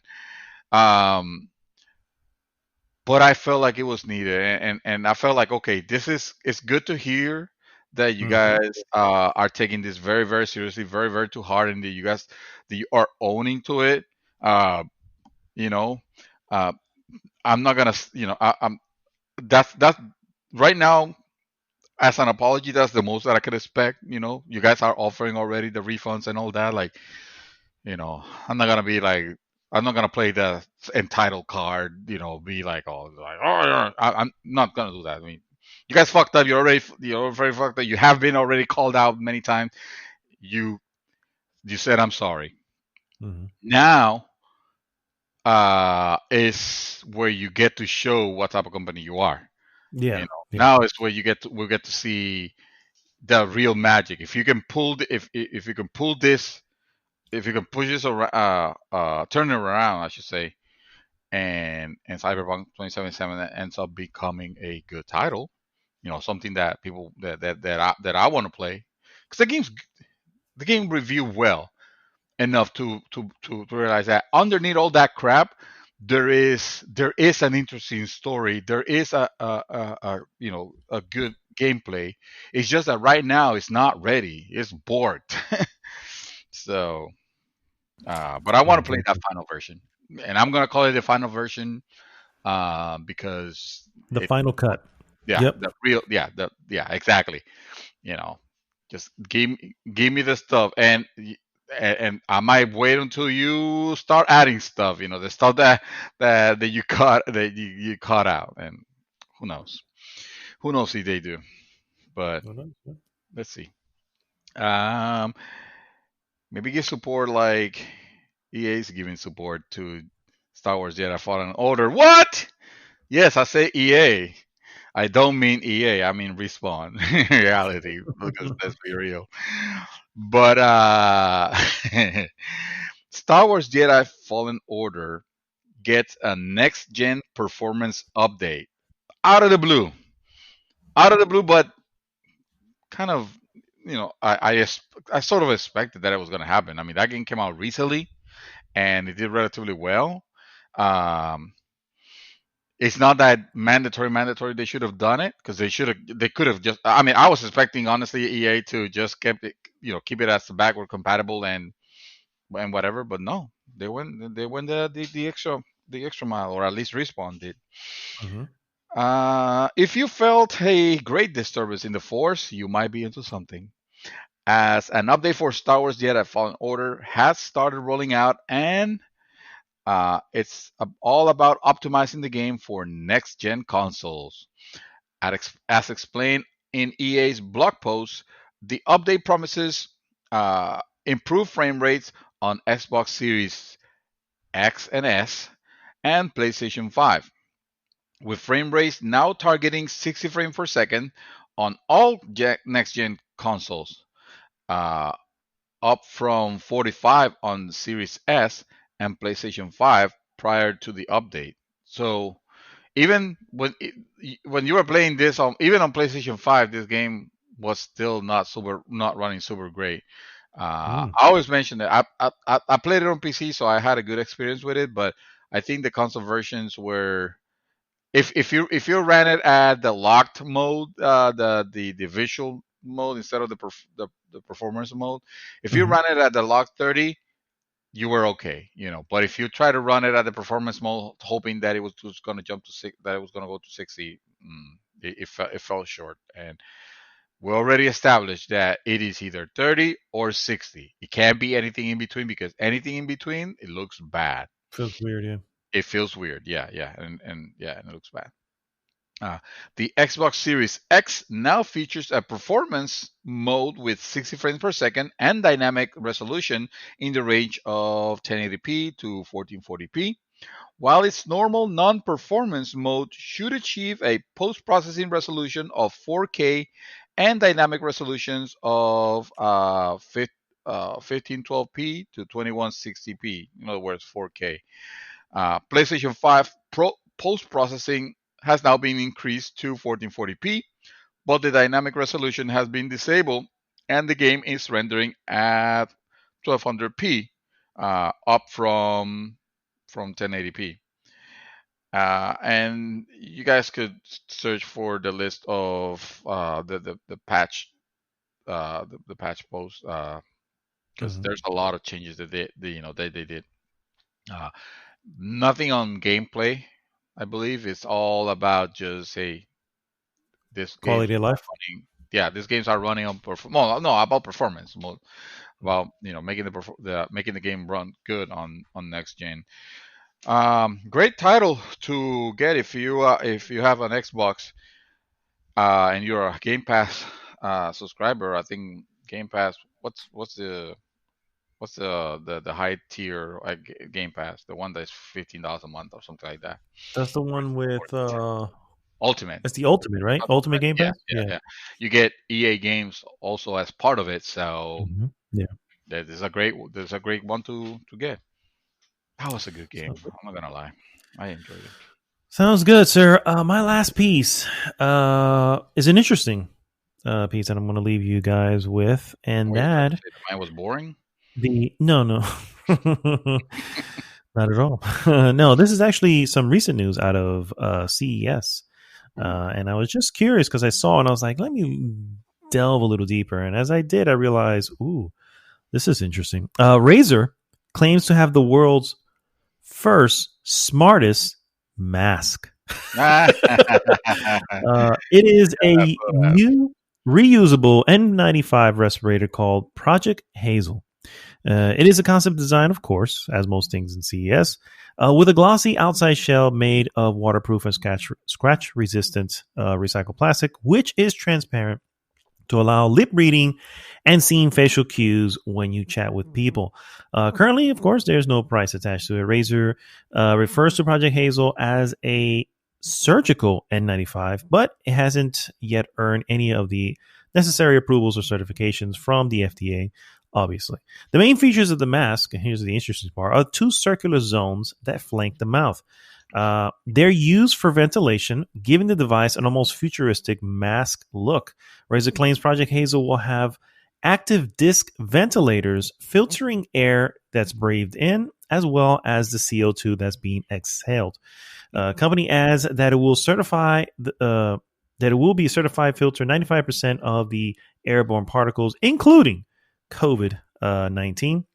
These ventilators are detachable, rechargeable through Razer, though Razer is still hammering out the details on two very important things. How long will they be effective? And how will Razer alert you when it's time to get a new one? So they're still hammering that out. Here's some interesting stuff, though. Microphones and amplifiers are embedded in this ventilator to project your voice through the mask, so you don't have to worry about sounding muffled. No. Of course, hasn't been seen in action yet. Whatever. Razer did tell them that they're working with THQ sound engineers to find the right balance of sound through the speakers. Gonna have Dolby Atmos. No, that's the upgraded one, sir. Upgraded will have Everybody's gonna be a ventriloquist because suddenly they're throwing their voices. Hey, 5.1 surround sound. No, I'm kidding. for real, for real. It looks pretty cool. I'm not gonna lie. You look at the mask, I'm like, that looks fairly futuristic. My guess is just price, man. I'm just like, oh, There's just $70 at the very least. At minimum, at the very least, at minimum. I will say, these are the three stages of accepting this mask. At first, you see this and you're like, "Ah, fuck you, Razer! Of course, you stupid, taking advantage of the market, and of course you're gonna put RGBs on it." The second stage is gonna be like, but it says here that it has this ventilators. Like, this is 95%, and oh, that voice, voice enhancement or whatever. Yeah. and then the third one, which is finally, shit, this looks cool. I kind of want to order one. It does. I just sent you an image because I was just like, man, this actually looks kind of cool. Like I wouldn't, and if you don't have to worry about sounding muffled, you can actually see the person's mouth. You can see the person's mouth. Yeah, it's the next thing. 2021. It's gonna be the year where everybody's gonna be looking like Darth Vader or sounding like them anyway. Yes. Oh, that is great. That is great. Fun fact. My mother actually has one of these things. No, she doesn't have this one, but she has something semi-similar that it might as well be called like maybe the prototype of it because it is a mask that has a machine that is actually pumping it's well, not like I don't think it's actual oxygen. I think it's more like filter air. I could be wrong. It might be oxygen. Who knows? But like she carries.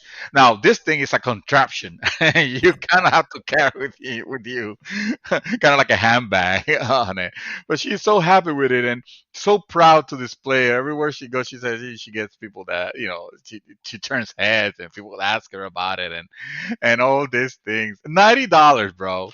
$90 for that contraption. I'm like, great. My mother is a Darth. She is a Sith Lord. She's a Sith Lord. Yes. Mass Effect Legendary Edition. You've heard about it, right? I have. BioWare's Mass Effect Legendary Edition, a remastered version of the Mass Effect trilogy, has appeared in retail sites with a specific release date. They made it sound like it has appeared in retail, like it's available for purchase. No, the sites are reporting that allotments of obviously of the title soon, but a release with a release date attached to it. The Mass Effect Legendary Edition, which is already one of the worst kept secrets in gaming, before its eventual reveal, might be hitting stores in March, as per a selection of retail listings uncovered by Twitter using IdleSloth84. Oh, Twitter user IdleSloth84, and verified by sources at Eurogamer. Through neither EA nor BioWare have published an official Mass Effect Legendary Edition release date. The best they have come up with is saying spring 2021. Retail listings from a Singaporean retail Shopee and an Indonesian retail GS shop in Indonesia suspect the game will be launched on March 12th. That certainly lines up with EA's nice and vague spring window, until we at least actually hear something official from the publisher. you can chalk this one up as a rumor. Hmm. Mass Effect Legendary Edition will include the single player content from and the DLC from the entire trilogy of sci-fi RPGs, collecting every playable moment from Mass Effect, Mass Effect 2, and Mass Effect 3. Additionally, all promo weapons, armors, and packs will be added with all the game's content optimized for up to 4K Ultra HD. The game is due to launch on Xbox One, PlayStation 4, and PC, with full warning capabilities and targeted enhancements on Xbox Series X and PlayStation 5. Hmm.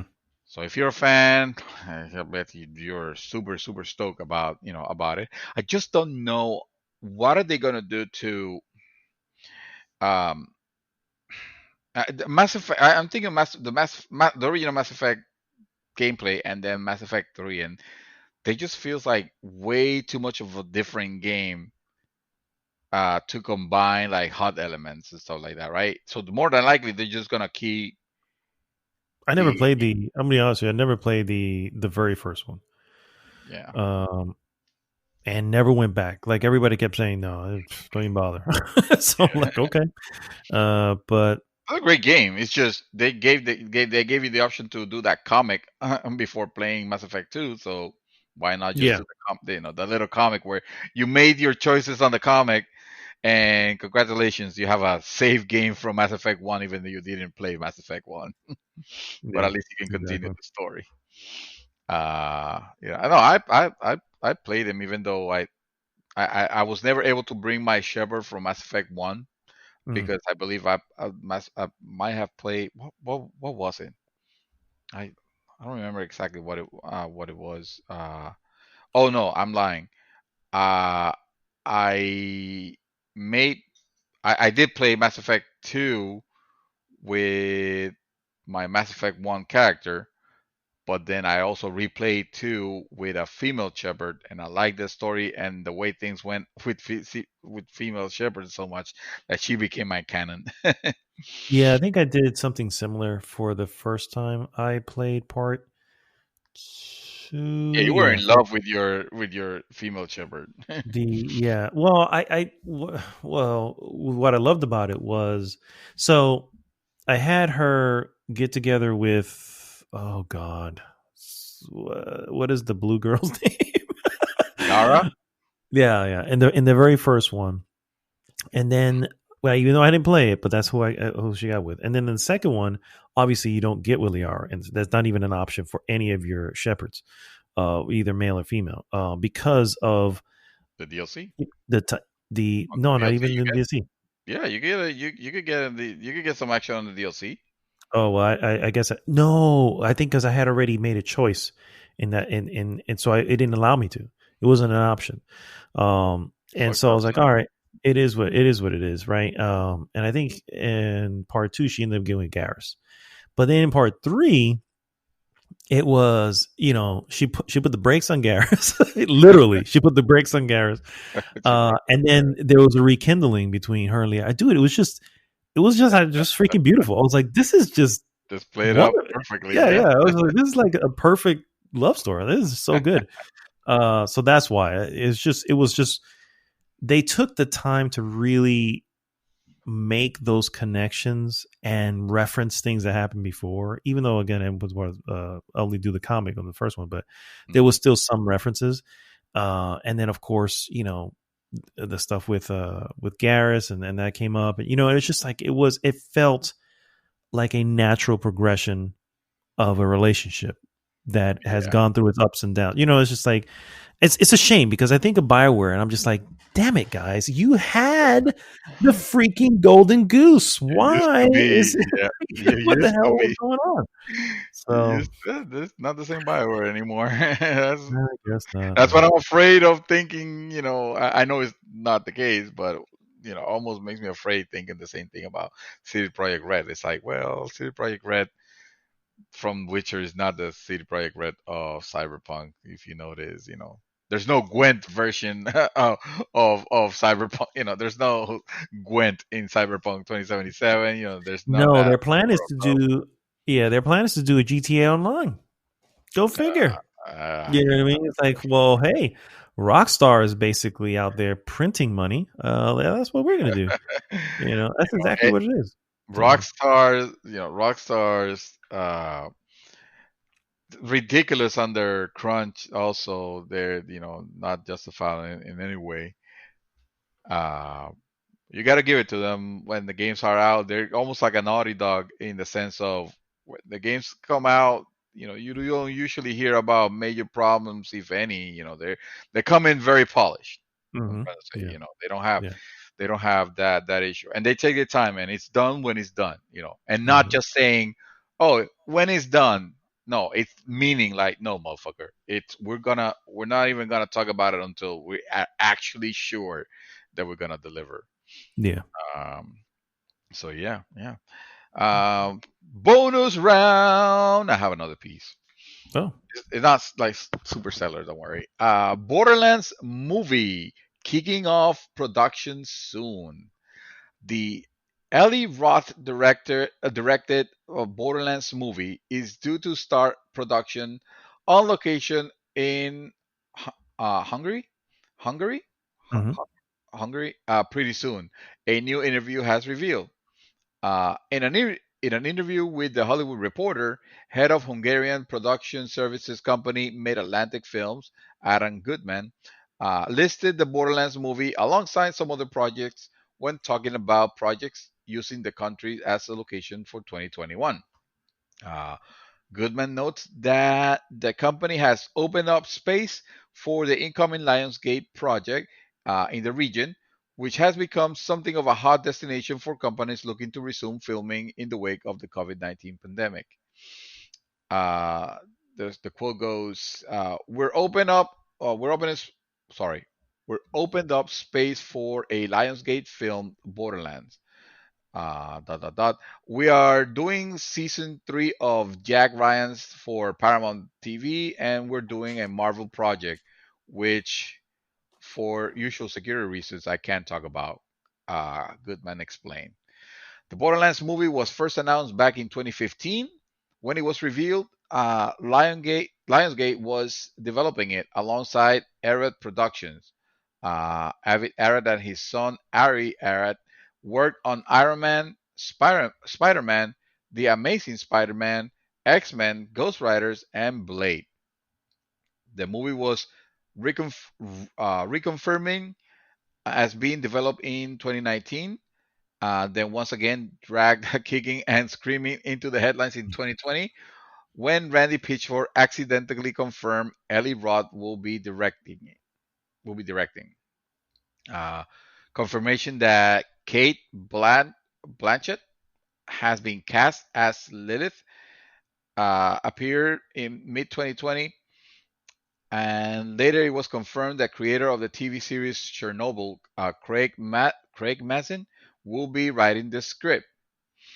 Uh, so I was actually I didn't mention this, but uh, I started watching Mad Max, the that last movie that came out, and I say started watching because I mostly put it just to test the soundbar, hmm and I I kept on it, because I found it very interesting. But it was kind of late also to be playing stuff loud, and I had to do something else, so I didn't finish it. I intend to finish it, but I think I was there for like an hour. No, yeah, probably like an hour. Uh, and not only I liked what I saw, I enjoyed it quite a bit, but I was thinking like, holy fuck, this is the aesthetic more or less. This is more or less the kind of like craziness world that they need to inject in a Borderlands movie if there hmm was ever going to be one. Oh yeah. Oh If they're yeah. trying to stick to the original, to as The close to the concept. material as possible, that would be perfect. Is that craziness? Is that Uh, and it got me thinking of it. And then I saw that I was like, oh, okay, yes, that's right. they were working on one, and one was announced. I don't know who Eli Roth is, but I can, I can definitely, I definitely want to see what the fruit of it is, especially if it becomes something interesting. Well, if it becomes something interesting, I'm not gonna say it's gonna have the crazy things of Mad Max because Mad Max. I started seeing that. I'm like, holy shit, man! Fuck. Yeah, that beginning sequence is something That whole, real, bro. yeah, that whole thing, bro. Yeah. That whole Oh, thing. and by the way, the beauty of that, and a side note here, I know, but the beauty of that is it was all practical effects, which is why it Yes, looks fucking awesome. yes, it looks fucking awesome because Yeah. yes, it does indeed, absolutely, absolutely. Shit, I should have brought that. Well, actually, when I actually watch it completely, then I'll bring it. Yeah. Uh, because I do want to see that fucking movie look crazy. But yeah, no, going back to the Borderlands ones, that's like, yeah, there's a good opportunity there to make something special. If I don't know if they do, They picked the right thing, yeah. The only yeah, issue that you you have the chance of basically just feeling like a Mad Max. You know what I mean? And yeah, so yeah, a lot of comparison. But we have had those movies. That's the thing, right? mhm. So it's we know that it have to be a little. It has, how do I say this? It has to be like a Marvel movie, right? Where it's like you have you have your action, your cool action moments, but you have your comedy also. Because I mean, that's what Borderlands is. It's kind of humorous. I'm not Yeah, saying, Borderlands, yeah, that's true. yeah. I don't say go the go the deep end like the games because some of that kind of got pointless and, let's be fair, even annoying in some of the cases. But those were the games, and the movie can be something else, you know. So we'll have to see what comes about that. Yeah, for sure. Uh, yeah. All right. Well, guys, stick with us. We'll be right back with our hot topic. Hot topic.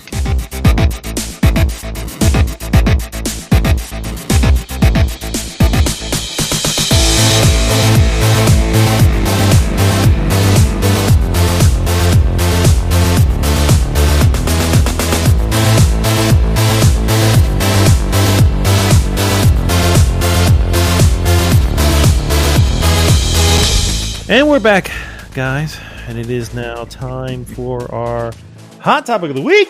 Hot topic. Hot topic again, guys, is Ubi Wan Kenobi. You're our only hope.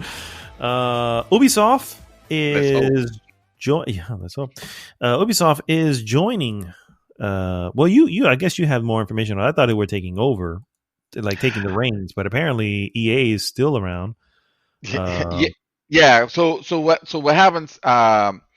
Actually, I should have been more prepared for this. So LucasArts Games. I want to start with this one because this is I feel like this is the base of it. Okay. Lucasfilm Games resurrected as a new banner for all Star Wars video games and beyond. It says here on the headline. Lucasfilm is resurrecting its Lucasfilm Games brand as the new home for all its video game properties, including future Star Wars titles and beyond, quote unquote. Uh, Lucasfilm legacy in gaming stretches back decades, says the company in its announcement post, and the quote continues.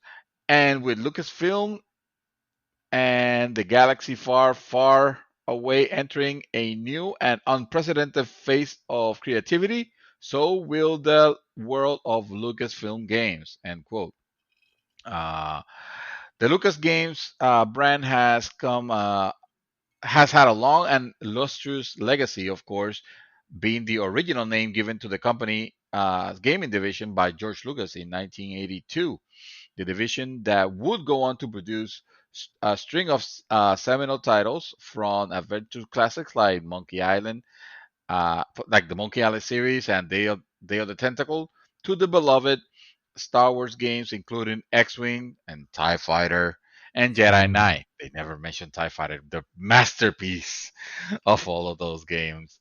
So So I guess what's happening here, what I am understanding, what it looks like, it's they're looking at you know the way that Marvel handles its its game not IP. I guess I guess how Marvel has a division that handles how the games are gonna be, I guess, distributed to different IPs or who managing those licenses or so like that. It's kind of like a Mm-hmm. model. Yeah. I feel like this is what what I guess Disney, right? Because they will be the ones making, running the reins of all this, even though they don't mention it here. Well, the Um, reason for that is because Disney is smart in a lot of ways, as in that they kind of just they own them. They kind of mhm. just let them do their thing. You know what I mean?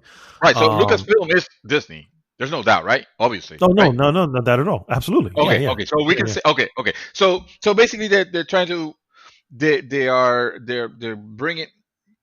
I guess they either decided to stop or the contract finally expired. What I mean by the contract is the contract with EA that started in Mhm. 2013. They gave exclusivity It's a to 10-year Star contract too, Wars. so it ends technically in 2023. And from what I read, it looks like the first stuff outside of EA is not even set to come out till then anyway. So it's really Probably, more of yeah. like They, preemptive. Yeah, they kind of want to get the ball rolling on it. But yeah, it makes perfect correct. sense. Exactly, Yeah. exactly. Especially for the projects that have been announced. So now that we're seeing that coming to a close, and they're deciding that no, actually, what we're gonna do is we're gonna we're gonna take the reins of it ourselves. Lucasfilm Games. Oh, it feels weird to say Lucasfilm Games. It's a dumb name. Let's be real. Yeah, Lucas Games. I don't know. Yeah. Lucasfilm Games are now being that house, basically, the Hmm. where the companies, I guess, can pitch their ideas for titles, which I don't think they limit themselves necessarily to Star Wars. It could be like other IPs, because remember very recently we mentioned the Indiana Jones, an Indiana Jones game is going to be worked on and published by Bethesda. Yeah. Uh, so that will be, and Todd Howard is going to be, uh, you know, working, being the what would be his position? Not director, but I would say he's a creative director is really where the he creative falls. I thought it was director. Machine Yeah. Games though that was doing. I mean, it's still Bethesda, but I thought it was the division was Machine Games. No, not oh, sorry. You said the division. I got okay. Yes. No, it is Machine Games. Yeah. It is Okay. it is Machine Games, but I think I read somewhere that Todd Howard was involved, because the thing was that everybody was concerned, like, well, what does this mean for Starfield? Is Starfield then taking a back seat to this project? And it was Oh, like, they were he like, serves. no. Yeah, he serves as executive producer, which Oh, there really you just go. means that doesn't mean much No, for the okay. record when it He's just comes to sitting it. in But the board. yeah, yeah, that's not So good. yeah, It's which just, maybe it might be for I the mean, best. yeah. Well, I mean, as a producer, you have a little say. 'Cause as a producer, so thinking films here, as a producer, you have or shows or TV shows, you have a little bit of a say when it comes to direction and stuff like that because you're putting in you're essentially helping to finance this on top of whatever else it's coming from. Um so you have a little bit of say. Yeah. I like to think that Machine Games can just run with it. I mean, I don't think we're going to see a Wolfenstein version of of freaking Better Indiana not. Jones, but um although I kind of like to see that. But anyway, I don't think we're going to see that for the record, We but at the already same had time, that. That was called Wolfenstein. We were killing Nazis. The same shit.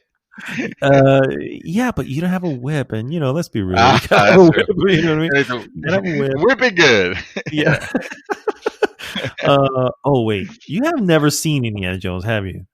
No, I have not seen Okay, any of the Indiana Jones fair films, enough. All and right. that's. Okay, I fair know enough. it still shocks people, but It's that's just fine. because I was just like, yeah, it's not really the same, but I see what you're saying, the Nazis, but oh, that's right, he hasn't watched that shit. Anyway, so no, yeah. So Bethesda Studios, yeah, Machine Games, but he's just as a producer, so it's not. I mean, he has a say, but he's not going to be part of the making of it. So the Got you. actual, Okay. yeah. Okay. Good. Good. And like I said, I mean, I jokingly say probably for the best because Fallout 76. But I mean, yeah, I don't disagree. but no, but it's another example of another another property that hey, this is something that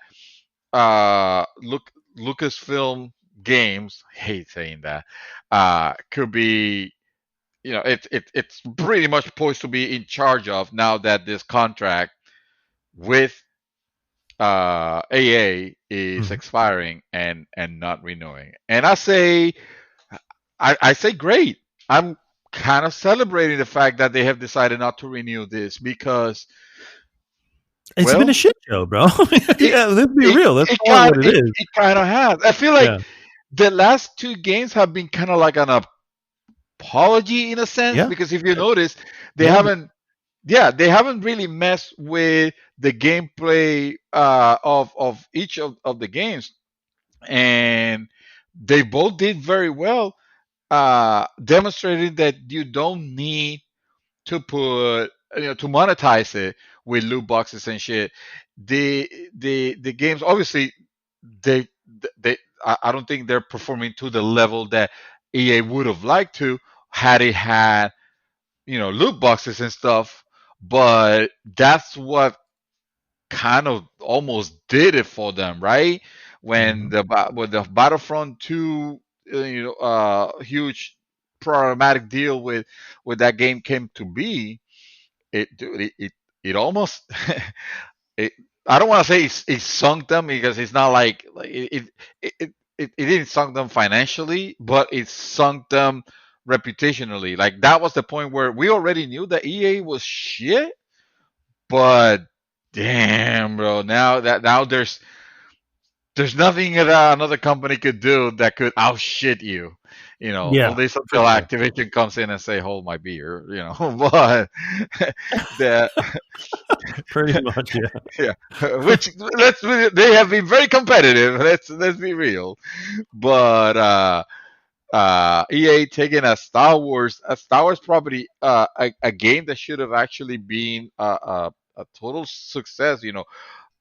The idea of a story that would have been incredible, from the Empire's perspective, and then they do like that shit bait and switch, Do you remember how? bullshit that they don't market, Yeah, you remember when we were like, what? Well, I want to say it was after Battlefront 2, and we were like, why isn't Disney or Lucasfilm, stepping up. whatever, Lucasfilm, yeah, or something? Why aren't they coming up and going, pulling the plug, or saying you're not holding up your end of the bargain? Blah blah blah blah blah Probably, blah. for like a And contractual agreement. true, but I mean, somewhere in the somewhere in that contractual agreement is if you're not delivering, Yeah, you have you the right to renege on get that offer. Yeah, yeah, exactly. yeah. So Absolutely 100%. I mean, this is we don't know the terms of the contract. I have to assume that that that I imagine it in my head going like this.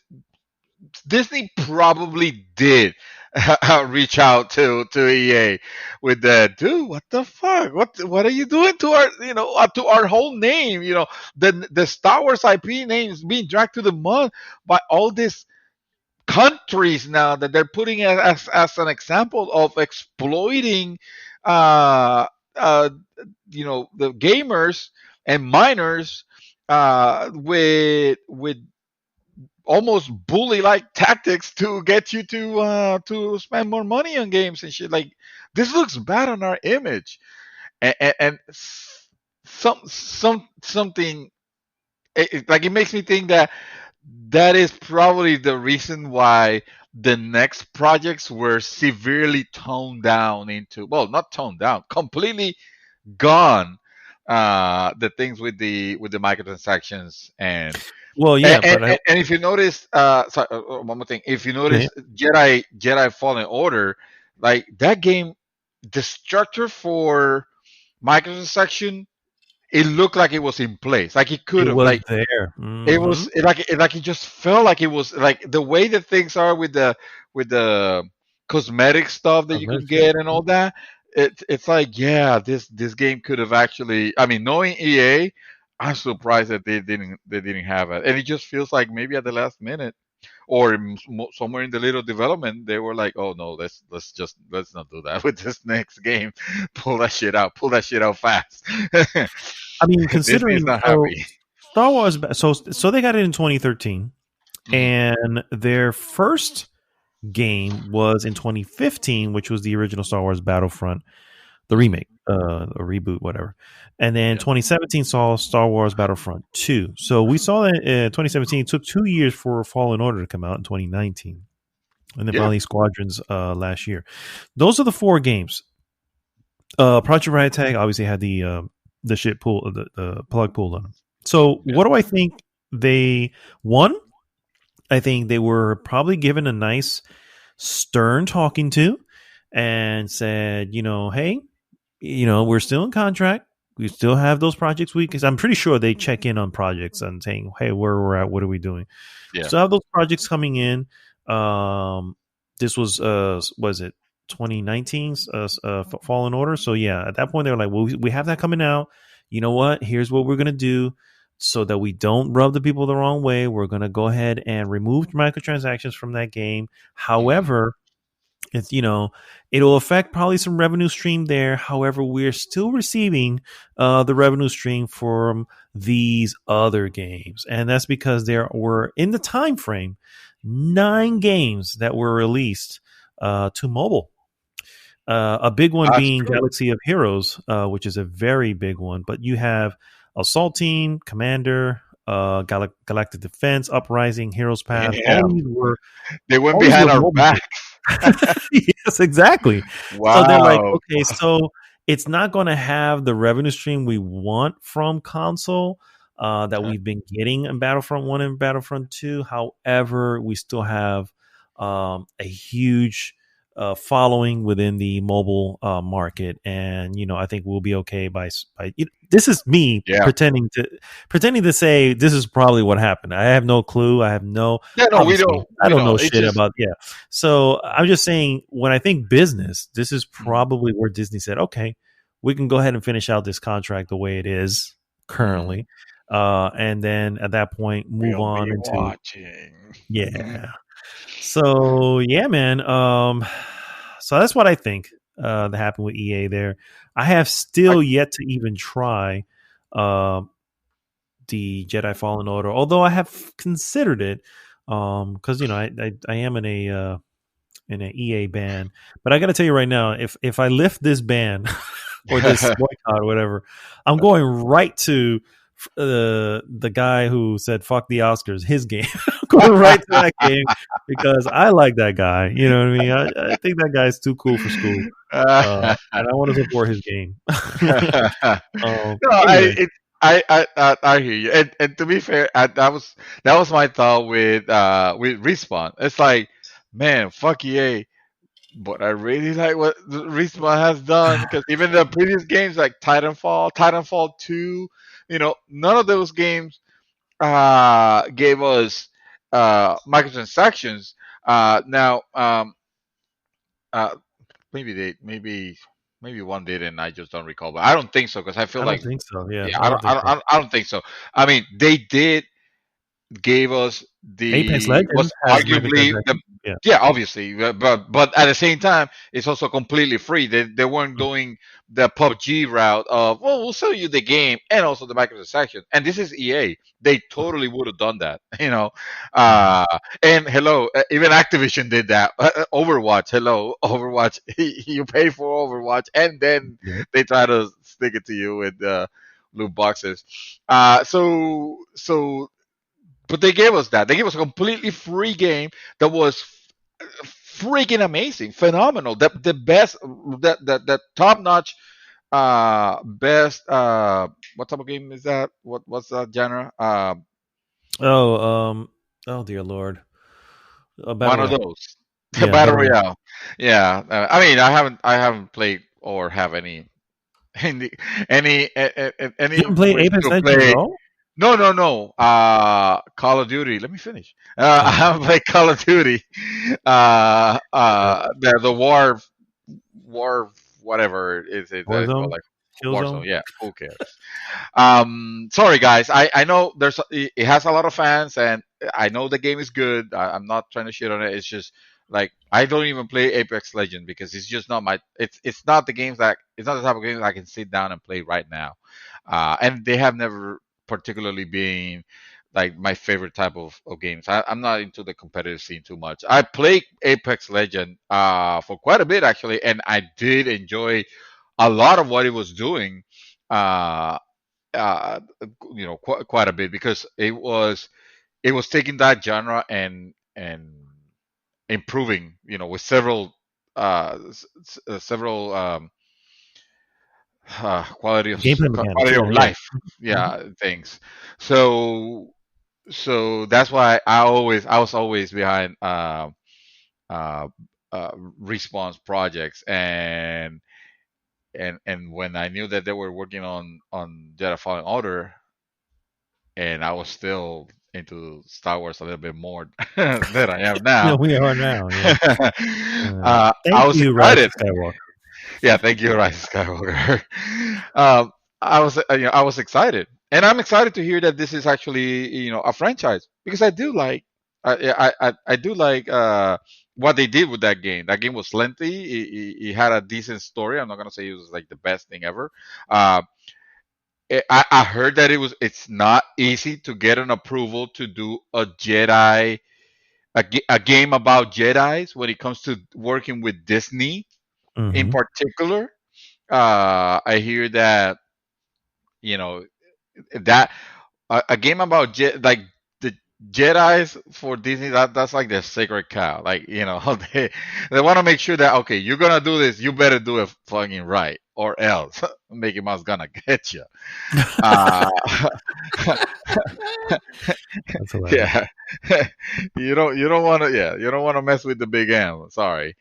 Uh, so so I heard those reports that it is incredibly difficult to get approval for a game that has to do with Jedi and having the Force and all that. And they did very well. I mean, game came out. It was not perfect as far as the performance, especially on consoles. It wasn't like super ideal. But they worked on it and they fixed most of the problems that they have. And look at it now. Game has been released already for quite a few months, and they're still working on the next gen. They released the patch for the next gen, and I like those guys. Still fuck EA, but I like those guys. I Fair I, I enough. trust those guys. I trust. Fair enough. Yeah. Also, when I see that's why I'm saying this game feels like an apology for me because they feel they're the most gamey games that EA have released that doesn't feel like this game is trying to play me. You know, the one Star Wars Squadron. Squadrons. Hmm. That's another example. Game they're like you can almost you can almost hear the resistance on it like yeah this we're not doing any more any more content for this game, we're just this game's out and that's it. And no, like the game has been successful enough to where, oh, by the way, let's do more free content. They're still not charging for any of that. I'll be completely fine if they say, "Hey, we're gonna release pay DLC that is gonna expand on the single player story, or gonna bring me a new single player story." Dude, not only I'll be more than okay, I'll be delighted. Take my money, EA. I will give you money for a cool an extension, at the very least, an extension of the single player campaign. That game was something special, and that it was very different from the dry uh, Battlefront 2 games that came out that you could tell that were made to milk you for money. And also, let's not talk about the mobile games, because every That's mobile yeah. game, 99.8% of mobile games out there are nothing more than just loot box traps, and that's why I don't play mobile games. I'm sorry. I know those are facts that you like to hear, people. I apologize. But just, I mean, look at the Play Store, look at the Apple Store. That's I mean, it is realize what that it it is. is. Yeah. It is what Yeah. it is. Yeah. Exactly. Yeah. All right. Well, leaving EA in the past here, let's move on and look into what's currently the only real thing that has been announced at the moment, and that is, of course, that the Swedish studio, which is under Ubisoft Massive Entertainment, is making an open world video game that is set in the Star Wars universe. For those who don't know, Massive Entertainment is behind the game called The Division and The Division 2. Yeah, So, buddy. my question here, sir, Mr. Santos, Mr. Dream Twister, who is actually a pretty big, my real name. Yeah, sorry. Who is a pretty big Division, I don't want to say aficionado, but definitely someone who really, really enjoys that game. Even though you don't play it as much as a lot of people do. When you do, you're into it. So, yeah. Thinking of that particular game, how do you feel about a game similar to that? Basically, let's be real, sort of a Destiny Division type game, but in the Star Wars universe. I don't want a Star Wars Division game. Well, Even though you're gonna get one. No, and I understand that. I really, when I hear Ubisoft taking the being one of the first publishers announced to have a project in the works for Star Wars, I'm looking forward the worlds that they can put together when they make games like, and I'm gonna say it, Assassin's Creed, and and the Division 2, and that recent title that came out, Phoenix Rising, Immortal Phoenix Rising. Those those open open worlds that are interesting to explore. That gives you different areas with different looks, and just cool places to explore, all within a single player a single player campaign. I'm not interested. I'm not particularly interested on having a game as service, even though yes, that's actually where what if they're getting massive, if they're getting Massive the Entertainment. Massive Entertainment, the people that work on Division, uh, to make a Star Wars game. That's where it's coming from. It's just gonna be one of those games where I call them the treadmill game. They're not bad inherently. I mean, they could be bad, But they're but not. like They're the good. Division, Yeah. I enjoy the Division. I enjoy the Division 2 a whole lot. I don't grind. I don't grind. I don't play like most people on our group play Destiny. Uh, which is to say that if they're super super dedicated. No, I just casually play the Division 2 every now and then, and I enjoy doing that. And if that's the game that they end up delivering, then I guess I'm okay. If they give me a quality title that is not just going to try to do things just to get money, and they give me a good story, because I'm sorry, but you can't call what you did with the Division 2 stories, and you can't do that for Star Wars.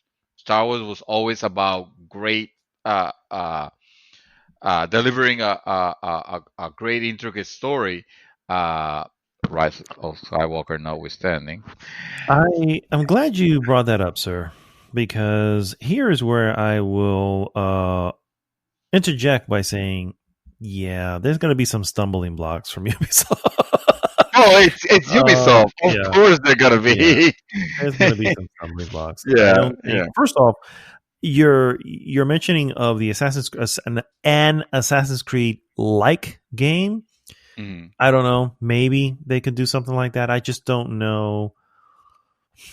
I don't know. I don't know where you would go there. You know what I mean? I don't think so either. Yeah, the way that particular engine works, it almost works like it needs to be a brawler of the sense that you need to have some sort of melee options, right? So in this case, you're going to be having probably Jedi. You know what I mean? And you said yourself, they're very protective of that because guess what? We're not going to see Jedi slashing a bunch of people in half all over the place. It's just not going to fucking happen. So, not on a Star Wars game.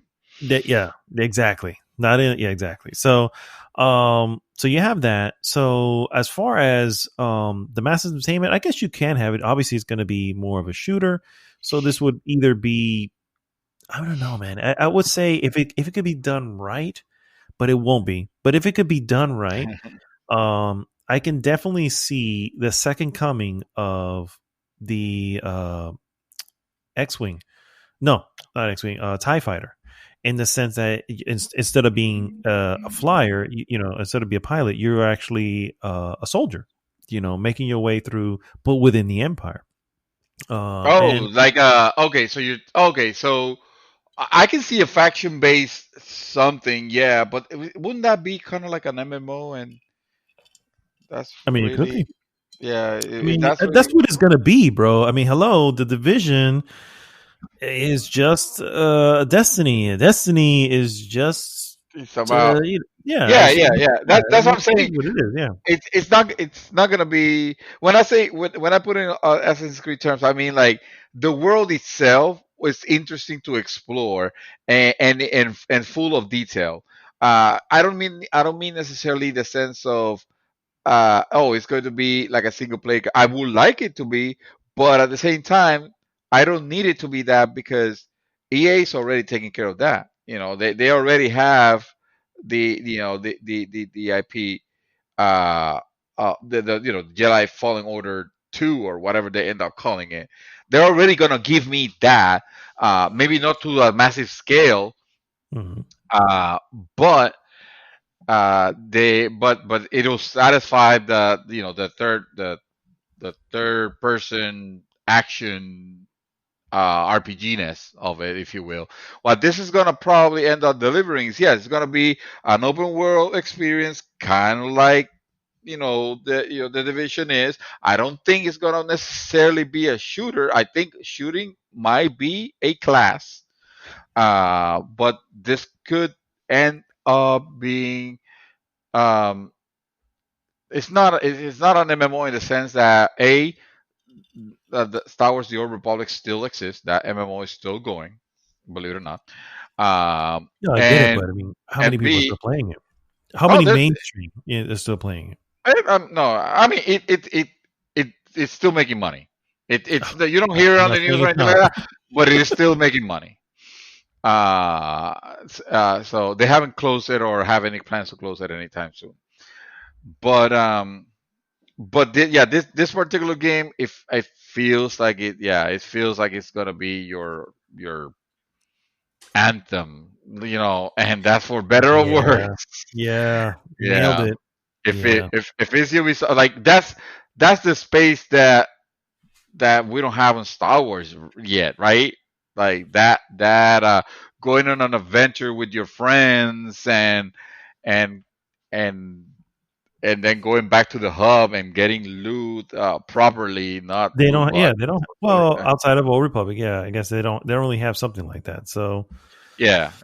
I feel like outside. I feel like the Old Republic is it's more a traditional MMO in the sense of being very close to World of Warcraft. And if you want that, you have that experience. But this one will have to be a little bit more dynamic. And it has to be console worthy, bro. Is really what it is. It has to be console worthy.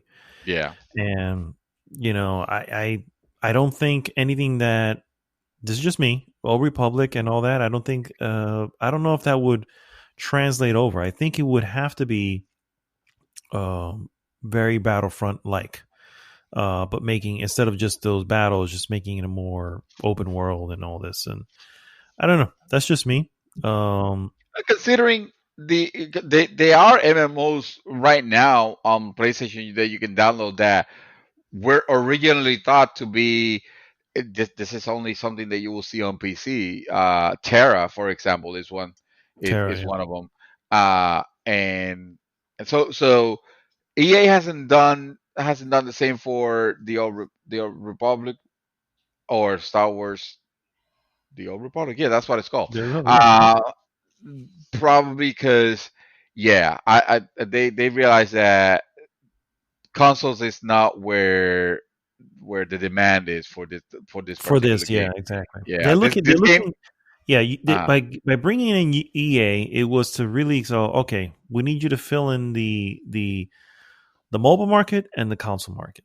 They nailed the yeah, mobile market, realistically. Like it or yeah, not, microtransactions and all, they nailed the mobile market. They yeah. did not nail the console market, even with, I would argue, Jedi Fallen Order. I would say that was a competent, excuse me, third person action game. Did it like the World on Fire? I don't know if it did. I think maybe Star Wars had kind of already, I don't know, overstayed his welcome at that point. Maybe that's just me. It's just me Yeah. being jaded. Squadrons, I know, was well received, but again, at the same time, it's still a flight sim, and that is a niche, genre. So I would argue that EA didn't fill that gap, and now by expanding and say, okay, well, we're gonna find someone to fill that gap. And I mean, I just, if there's one thing I know about Ubisoft, is that they're going to try the tried and true. And that's what they've done for their entire history of gaming, of game development. This is what works. We're gonna roll with this. How many Assassin's Creed do we have before they decided to reboot? And then when they rebooted, now it's literally the same game again, but just you know what I mean. So it's just the way it's going to be. Will they introduce some other stuff? Maybe. It's just difficult. You know what They'll I mean? have to. I mean, they're absolutely. They, like I said, it can't be. They can't do the Division Star Wars edition, right? They will have to make a game that is history enough. And I have no doubt. Listen, I give grief to Ubisoft because they annoy me with some of the stupid bugs and stuff like that, and I get all that. And I'm one of the people that use the phrase that Jim Sterling coined. When they fuck it up, it's like, oh, they Ubisoft it, because of course. But at the Yeah. same time, I can't deny that some of the most entertaining times that I have, with games, and I'm not saying maybe they're not to the level of a Final Fantasy VII, right? A remake, but they are at the level of, oh yeah, this shit is fun. Yeah. Could be. It was with Ubisoft games for most of them, for better or worse, and I just and it came to realize not too late. I mean, not too, what do you call it?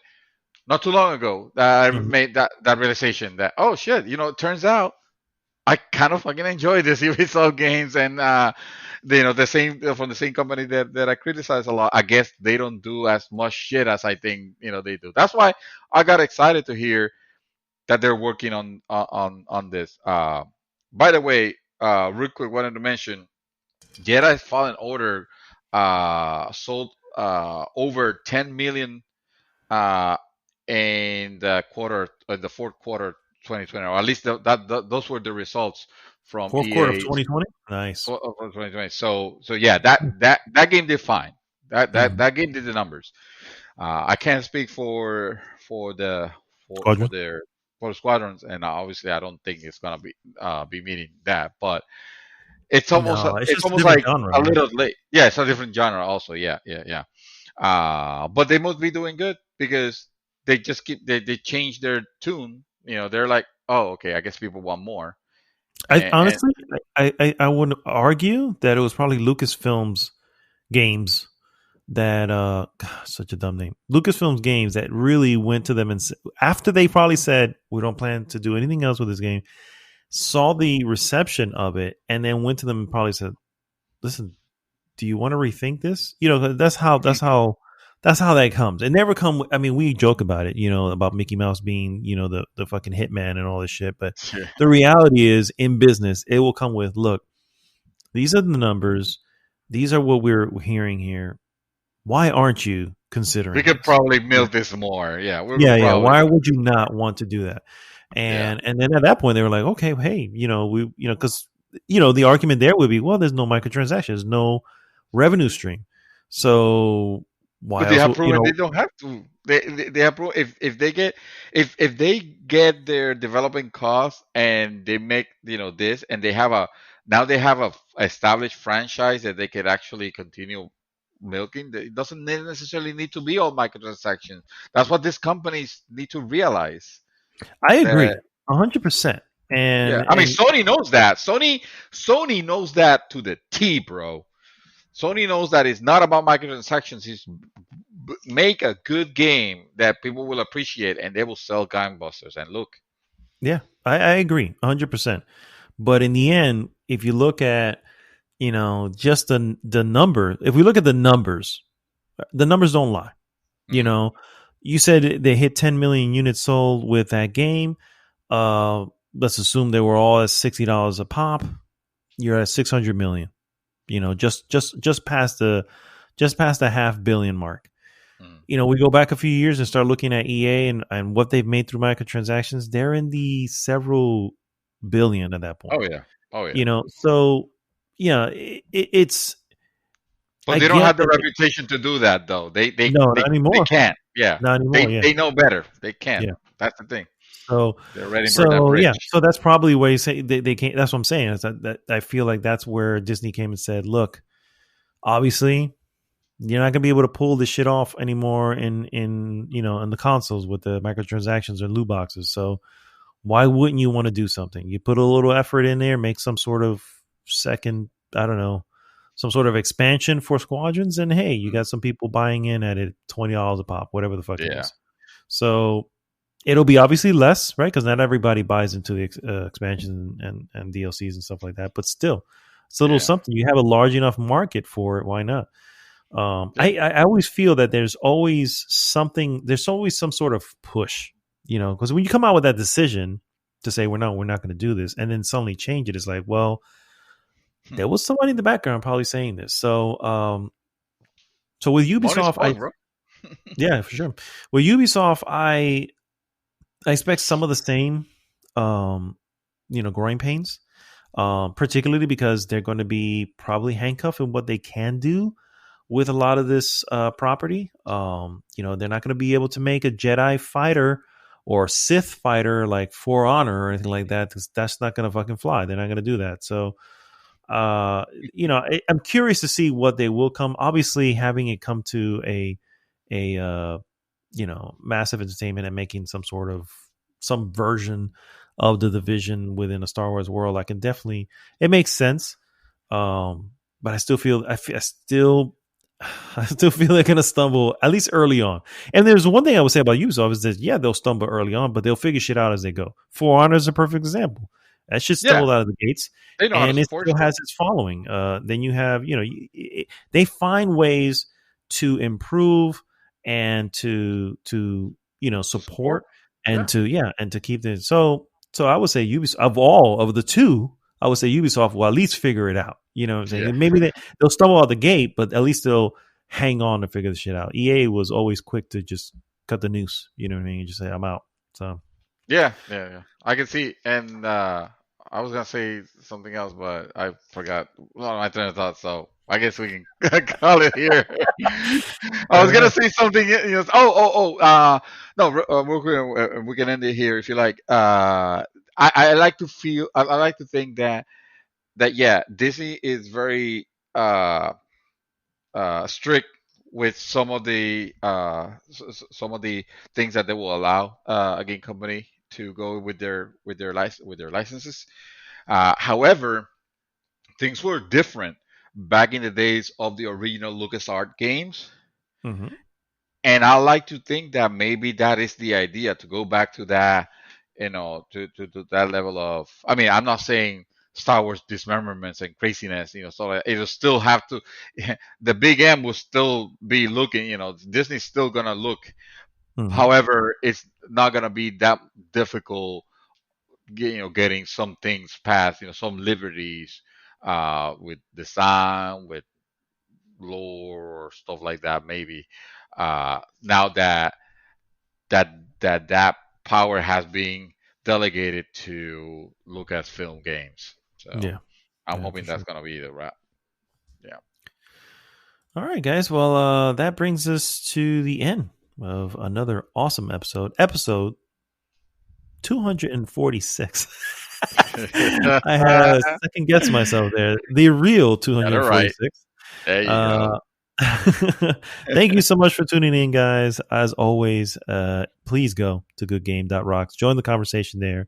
And of course, please like, subscribe, share the podcast with everyone. This is Mad Dog signing off this week, saying we only have a few days more, guys. A few days more. We're almost there. And then we're gonna die. Let's keep an eye on the ball. You might say, let's stay on target. Let's stay on target. Stay on target. Mr. Santos, take us home. May the force allow you to live long and prosper and be ever in your favor. Maybe, yeah, I like that. Yeah. The force may be ever in your favor. I love it. Kapla! All right, guys. We'll see you next week. GG!